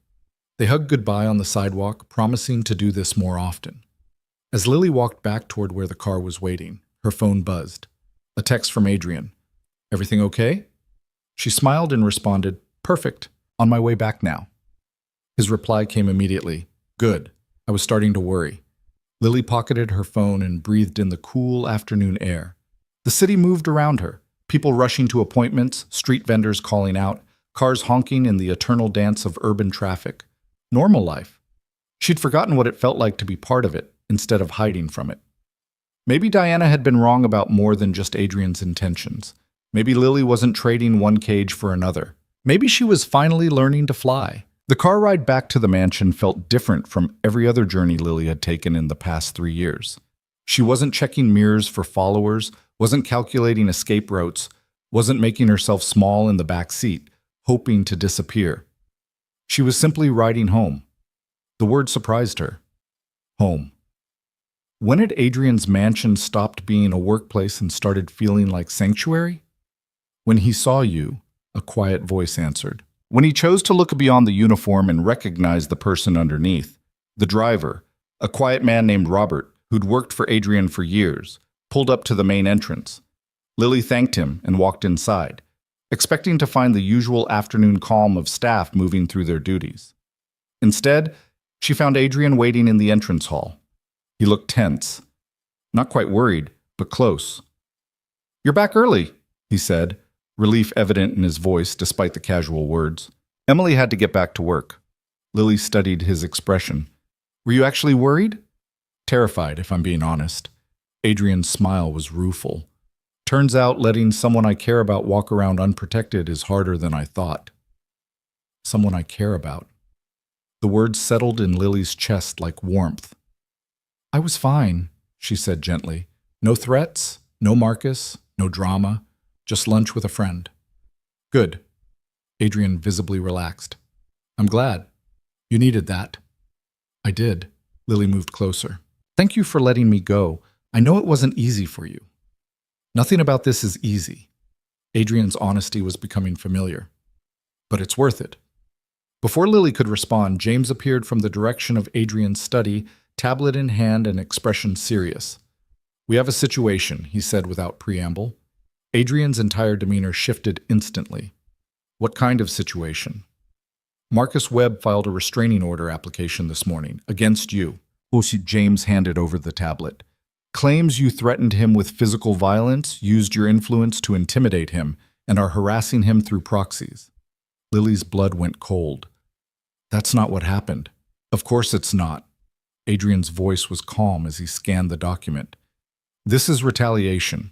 I made him sign an agreement, so now he's trying to paint himself as the victim." He looked up at James. "What's the timeline?" "Hearing scheduled for next week. He'll need to prove imminent danger to get a temporary order approved." James's tone was clinical. "Given that we have evidence of his own stalking behavior and the signed agreement where he promised to cease contact with Ms. Hart, I doubt he'll succeed." "But the accusation is out there now," Adrian said grimly. "That's the point. He's creating a paper trail that suggests I'm the aggressor." "Why would he do that?" Lily asked, though part of her already knew. "Because if he can make me look dangerous, he can position himself as your protector." Adrian's eyes met hers. Classic abuser tactic. Isolate the victim by making everyone else seem threatening. "But I already told Diana I wasn't interested. Diana's not the end game. She was phase 1. Adrian handed the tablet back to James. "This restraining order is phase 2. If it goes through, I'm legally barred from contacting Marcus, which means I can't stop him from contacting you." The strategy was elegant in its manipulation. Marcus was using the legal system to remove Adrian as an obstacle while simultaneously making himself appear reasonable and victimized. "What do we do?" Lily asked. "We fight it. James will coordinate with our attorneys. We'll present evidence of Marcus's actual behavior, the stalking, the harassment, the violation of boundaries." Adrian's voice was steady. "And we'll make very clear who the real victim is here." "Me." Lily's voice came out smaller than she intended. "Yes." Adrian's expression softened. "Which means we're going to need you to be willing to go on record about what Marcus did, about why you left, about the past 3 years. Panic fluttered in Lily's chest. Going on record meant exposure, meant people knowing her business, meant becoming visible in exactly the way she'd spent years avoiding. "I don't know if I can do that," she whispered. "I understand." Adrian moved closer, not touching, but present. "It's a lot to ask, but without your testimony, this becomes my word against his, and Marcus is betting that you'll be too afraid to speak up." "He's right." Shame burned in Lily's throat. "I am afraid." "Fear is rational, but so is courage." Adrian's voice was gentle. "And you've already been brave. You left him. You rebuilt your life. You sent that message to Diana setting boundaries." He paused. "This is just the next step. Oh, what if no one believes me? What if they think I'm lying or exaggerating? Then we provide evidence, phone records, testimonies from people who saw the relationship, documentation of the times you moved, changed numbers, deleted accounts." James spoke up for the first time. "We build a case that's impossible to dismiss. And you don't have to do this alone," Adrian added. "I'll be there. My attorneys will be there. We'll make sure you're protected throughout the entire process. Lily wanted to run, wanted to disappear back into invisibility where things felt safer, simpler. But a stronger part of her, the part that had danced in crimson, that had blocked Diana's number, that had reclaimed small pieces of herself over the past few days, wanted something else, wanted to fight back. "Okay," she said, voice shaking but determined. "I'll do it. I'll testify." Relief flooded Adrian's expression. "Thank you. But I need help. I don't know what to say or how to say it or—" "We'll prepare you," James assured her. "The attorneys will walk through everything beforehand. You'll know exactly what to expect." "When do we start?" "Now, if you're willing." Adrian gestured toward his study. "The attorneys are standing by for a video conference." Lily took a deep breath. "Okay, let's do this." The next 3 hours were intensive and exhausting. Adrian's legal team, two sharp-eyed attorneys named Rebecca and Marcus, who'd clearly handled situations like this before, walked Lily through every detail of her relationship with Marcus. It was brutal. She had to recount the ways he'd isolated her from friends, the monitoring of her phone and social media, the constant criticism disguised as concern, the way he'd made her feel like she was losing her mind, questioning her own perceptions until she didn't trust herself anymore. And then she had to talk about leaving, about the fear that had driven her to move 3 times in 6 months, about the dozens of blocked numbers, about building an entire life around the principle of being invisible. By the time they finished, Lily felt wrung out and raw, but also something else, validated. Because Rebecca and Marcus didn't question her, didn't suggest she was being dramatic or oversensitive. They treated her testimony as serious, credible, important. "You're going to be an excellent witness," Rebecca said at the end. "Clear, specific, emotionally controlled. The judge will believe you." "What happens next?" Lily asked. "We file a counter motion. Show that Marcus's restraining order application is frivolous and retaliatory. Present your testimony and evidence as context." Rebecca's smile was sharp. "And we make very clear that the person who needs protection here is you, not him." After the attorneys disconnected, Lily sat in Adrian's study feeling simultaneously empowered and exhausted. Adrian, who'd been present for the entire session but silent unless asked a direct question, finally spoke. "How are you doing?" "I feel like I just ran a marathon." Lily leaned back in the chair. "But a good marathon. Does that make sense?" "Perfect sense." Adrian poured 2 glasses of water from the pitcher on his desk, handed her one. "You were incredible. Strong and clear and honest." "I was terrified the whole time. Courage isn't the absence of fear. It's acting despite it." Adrian sat on the edge of his desk, close but not crowding. "And you just showed more courage than most people manage in a lifetime." Lily sipped her water, letting the cool liquid soothe her throat. "Do you really think we'll win?" "I think Marcus severely underestimated what he's dealing with. He's used to intimidating people who have no resources, no support system, no way to fight back." Adrian's voice was certain. "But you have all of those things now, and more importantly, you have truth on your side." "Truth doesn't always win." "No, but it gives you a fighting chance. And combined with good attorneys and solid evidence?" Adrian's slight smile was confident. "We're going to destroy his case." Lily wanted to believe him, wanted to trust that this would end the way he predicted. But 3 years of running had taught her to expect the worst.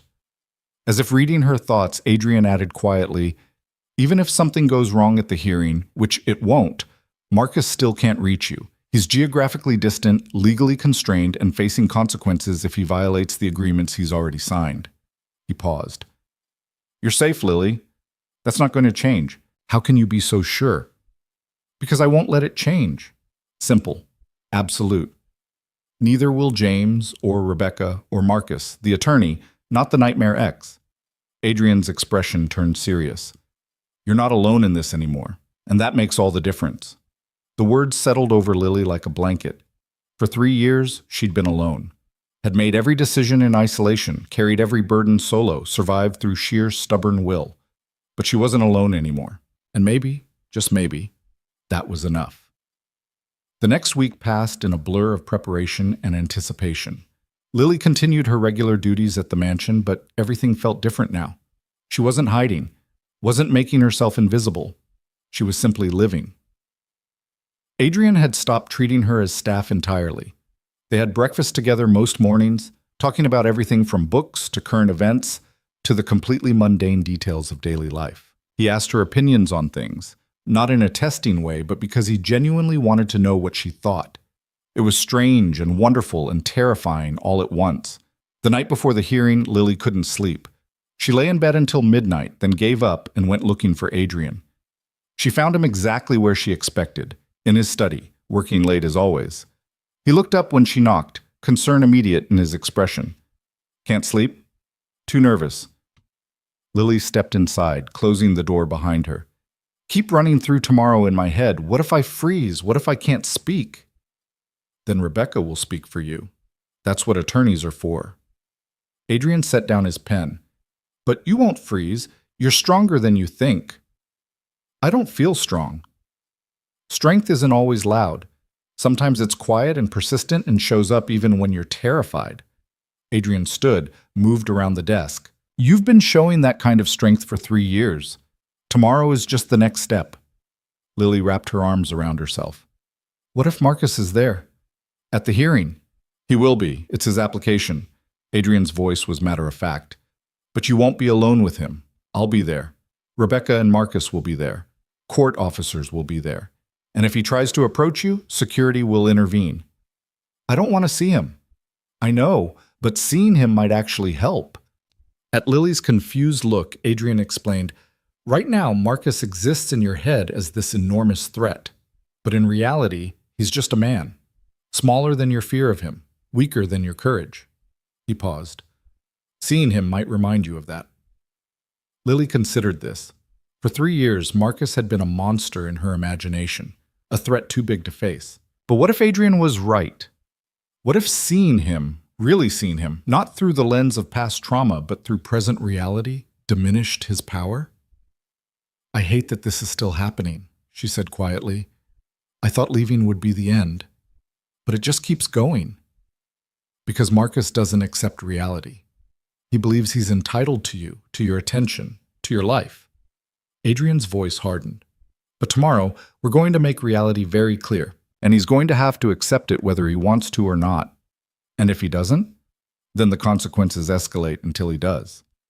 Adrian moved closer. "I meant what I said before. He can't hurt you. Not while I'm here."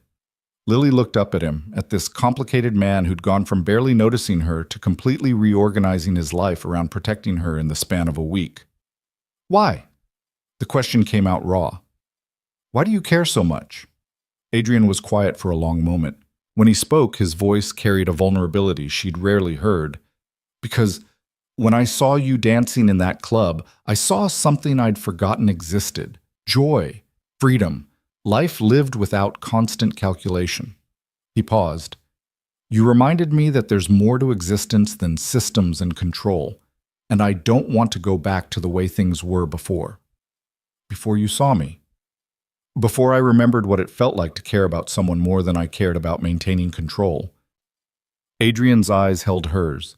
"You changed something in me, Lily, and I'm grateful for it." Lily's throat felt tight. "I didn't do anything." "You existed, authentically, courageously." Adrian's slight smile was gentle. "That's not nothing." They stood in comfortable silence for a moment. Then Lily said quietly, "I'm scared about tomorrow, but I'm also ready." "Good, because Rebecca sent final prep notes an hour ago." Adrian returned to his desk, pulled up an email on his computer. "Want to go through them one more time?" "Yes." They spent the next hour reviewing testimony, anticipated questions, and strategy. By the time they finished, exhaustion had finally caught up with Lily. "Get some sleep," Adrian told her. "Tomorrow, we end this." Lily nodded and headed toward the door. "Lily?" She turned back. "Thank you for trusting me with this. I know it wasn't easy." "It's getting easier," Lily said honestly. And it was. The hearing was scheduled for 10 a.m. at the downtown courthouse. Lily dressed carefully that morning, professional but not severe. A navy dress, simple jewelry, minimal makeup. She wanted to look credible without appearing to try too hard. Adrian met her in the entrance hall, dressed in a dark suit that emphasized the power he usually kept understated. "Ready?" he asked. as I'll ever be. The car ride was quiet. James drove while Rebecca and the other Marcus rode in a separate vehicle. Security would be present but discreet. As they pulled up to the courthouse, Lily felt her anxiety spike. This was real. This was happening. Adrian must have sensed her panic because his hand found hers, warm and steady. "Breathe," he said quietly. "You've got this." They entered the courthouse through a side entrance Rebecca had arranged. Less public, more controlled. They were directed to a private waiting room where Rebecca briefed them one final time. "Marcus Webb arrived 20 minutes ago with his sister Diana," Rebecca reported. "No attorney, which is interesting. Suggests he's either overconfident or underprepared." "Or both," Adrian said dryly. "His case is weak. We've already submitted your counter-evidence. The judge has had time to review everything." Rebecca looked at Lily.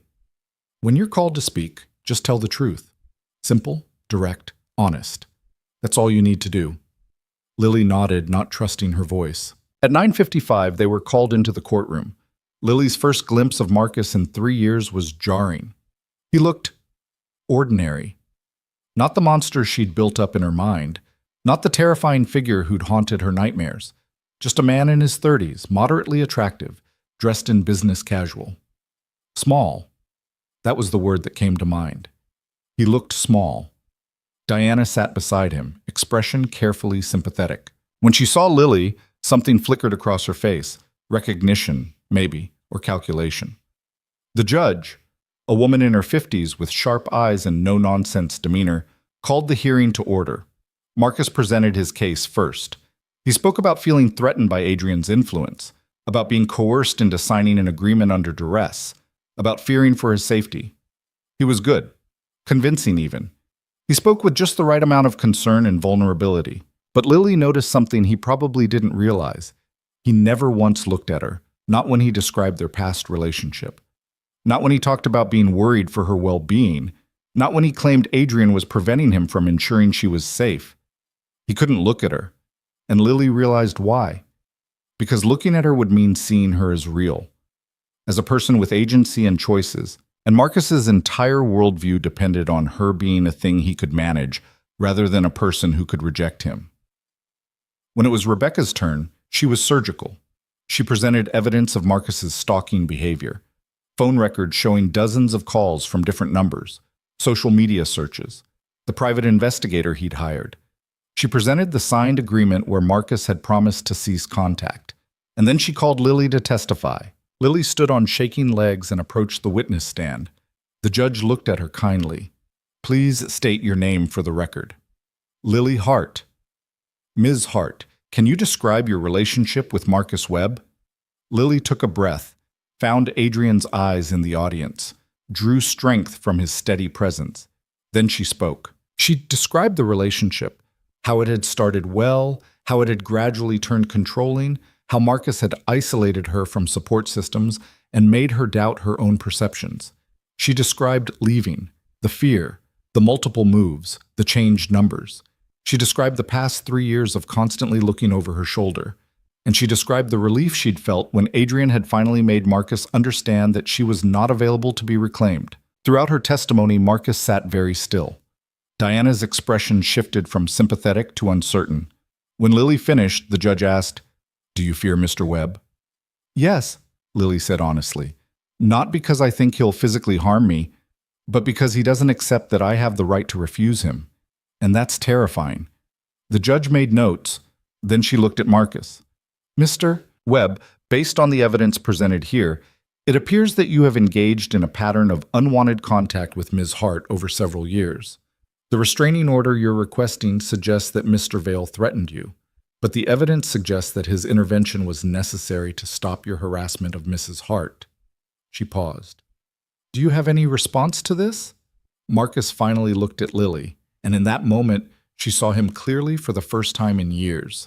Not as a monster, not as an unstoppable force, just as a man who'd convinced himself that his wants mattered more than her needs. "I was trying to help her," Marcus said, and he actually sounded like he believed it. "She was confused when she left. I just wanted to make sure she was okay." By hiring investigators to track her? By contacting her from multiple numbers after she'd made clear she wanted no contact? The judge's voice was skeptical. That doesn't sound like help, Mr. Webb. That sounds like stalking. I love her, Mr. Webb. The judge's voice was firm. Ms. Hart has made her wishes abundantly clear. You are to have no further contact with her. No calls, no messages, no third-party communications. If you violate this order, you will face legal consequences. Do you understand? Marcus's jaw tightened. Yes. Furthermore, your request for a restraining order against Adrian Vale is denied. The evidence shows that his actions were protective, not threatening. This hearing is concluded. The gavel came down. It was over. Lily felt something break loose in her chest, relief so intense it was almost painful. Marcus stood, Diana beside him, and left the courtroom without looking back. Rebecca smiled. Clean win. Couldn't have gone better. Adrian appeared at Lily's side, his hand finding hers immediately. How are you? Lily searched for the right word. Free. I feel free. You are free. Adrian's voice was warm. He can't touch you now. Legally, emotionally, physically, it's done. They left the courthouse through the same side entrance. No drama, no confrontation, just quiet victory. In the car, Lily leaned her head back against the seat and closed her eyes. Thank you, she said quietly. You did the hard part, Adrian replied. I just provided support. You did more than that. Lily opened her eyes, looked at him. You gave me the courage to stop running, to stand up for myself, to believe I deserved protection. You always deserved that. Adrian's expression was serious. I'm just glad I could help you see it. They drove back to the mansion in comfortable silence, and Lily realized something had fundamentally shifted. She wasn't invisible anymore, wasn't hiding, wasn't afraid. She was just herself. That evening, Adrian found Lily in the garden where everything had begun a week ago. I have something for you, he said, holding out a small wrapped box. Lily took it, curious. What is this? Open it. Inside was a delicate gold necklace with a small crimson stone pendant. I saw you in that red dress, Adrian said quietly, and I realized I'd never seen anything more beautiful, not because of the dress, but because of what it represented. You, completely yourself, unafraid and alive. He paused. I wanted you to have something to remember that, to remind you that you never have to hide again. Lily's eyes stung with tears. It's perfect. May I? She turned, lifting her hair. Adrian fastened the necklace, his fingers gentle against her skin. When she turned back, his eyes held a question. I know this week has been intense, he said carefully, and I know we said we'd move at your pace, but I need to tell you something. Okay, I'm falling for you. Simple, direct, honest. Not the invisible version you showed me for 2 years, not the dancing version I saw in the club, but you, all of you, the scared parts, and the brave parts, and everything in between. Lily's heart hammered. I don't know if I'm ready. I know, and that's fine. I'm not asking you to feel the same way. I'm just telling you where I stand. Adrian's voice was steady. Take whatever time you need. I'm not going anywhere. Lily looked at him, really looked at him. This man who'd seen her when she was invisible, who'd protected her without trying to own her, who'd given her choices instead of making decisions for her, who'd helped her remember that being seen could mean being safe instead of being trapped. I'm not ready for everything, she said slowly, but I'm ready for this. She rose on her toes and kissed him. It was gentle, tentative, a question and an answer all at once. When they pulled apart, Adrian's smile was radiant. That's enough, he said softly. That's more than enough. They stood together in the garden as twilight painted the sky in shades of gold and purple, and Lily understood finally what freedom felt like. Not the absence of fear, but the presence of choice, the presence of someone who saw her completely and chose to stand beside her instead of over her, the presence of herself, whole, visible, and finally ready to stop hiding. 2 weeks later, Lily walked into the Crimson Veil wearing that same red dress, but this time she wasn't alone. Adrian stood beside her, proud and certain, as they moved onto the dance floor together. And when Lily danced, spinning and laughing under the lights, she wasn't escaping anything. She was celebrating the end of invisibility, the beginning of trust, the discovery that being seen by the right person wasn't dangerous at all. It was the most liberating thing she'd ever experienced. Adrian pulled her close as the music shifted to something slower. Happy? He asked. Getting there, Lily replied honestly. But yes, happy. Good. He kissed her forehead gently. You deserve to be happy. Every single day. And standing there in his arms, the crimson pendant warm against her skin, Lily finally believed it. She deserved happiness. She deserved safety.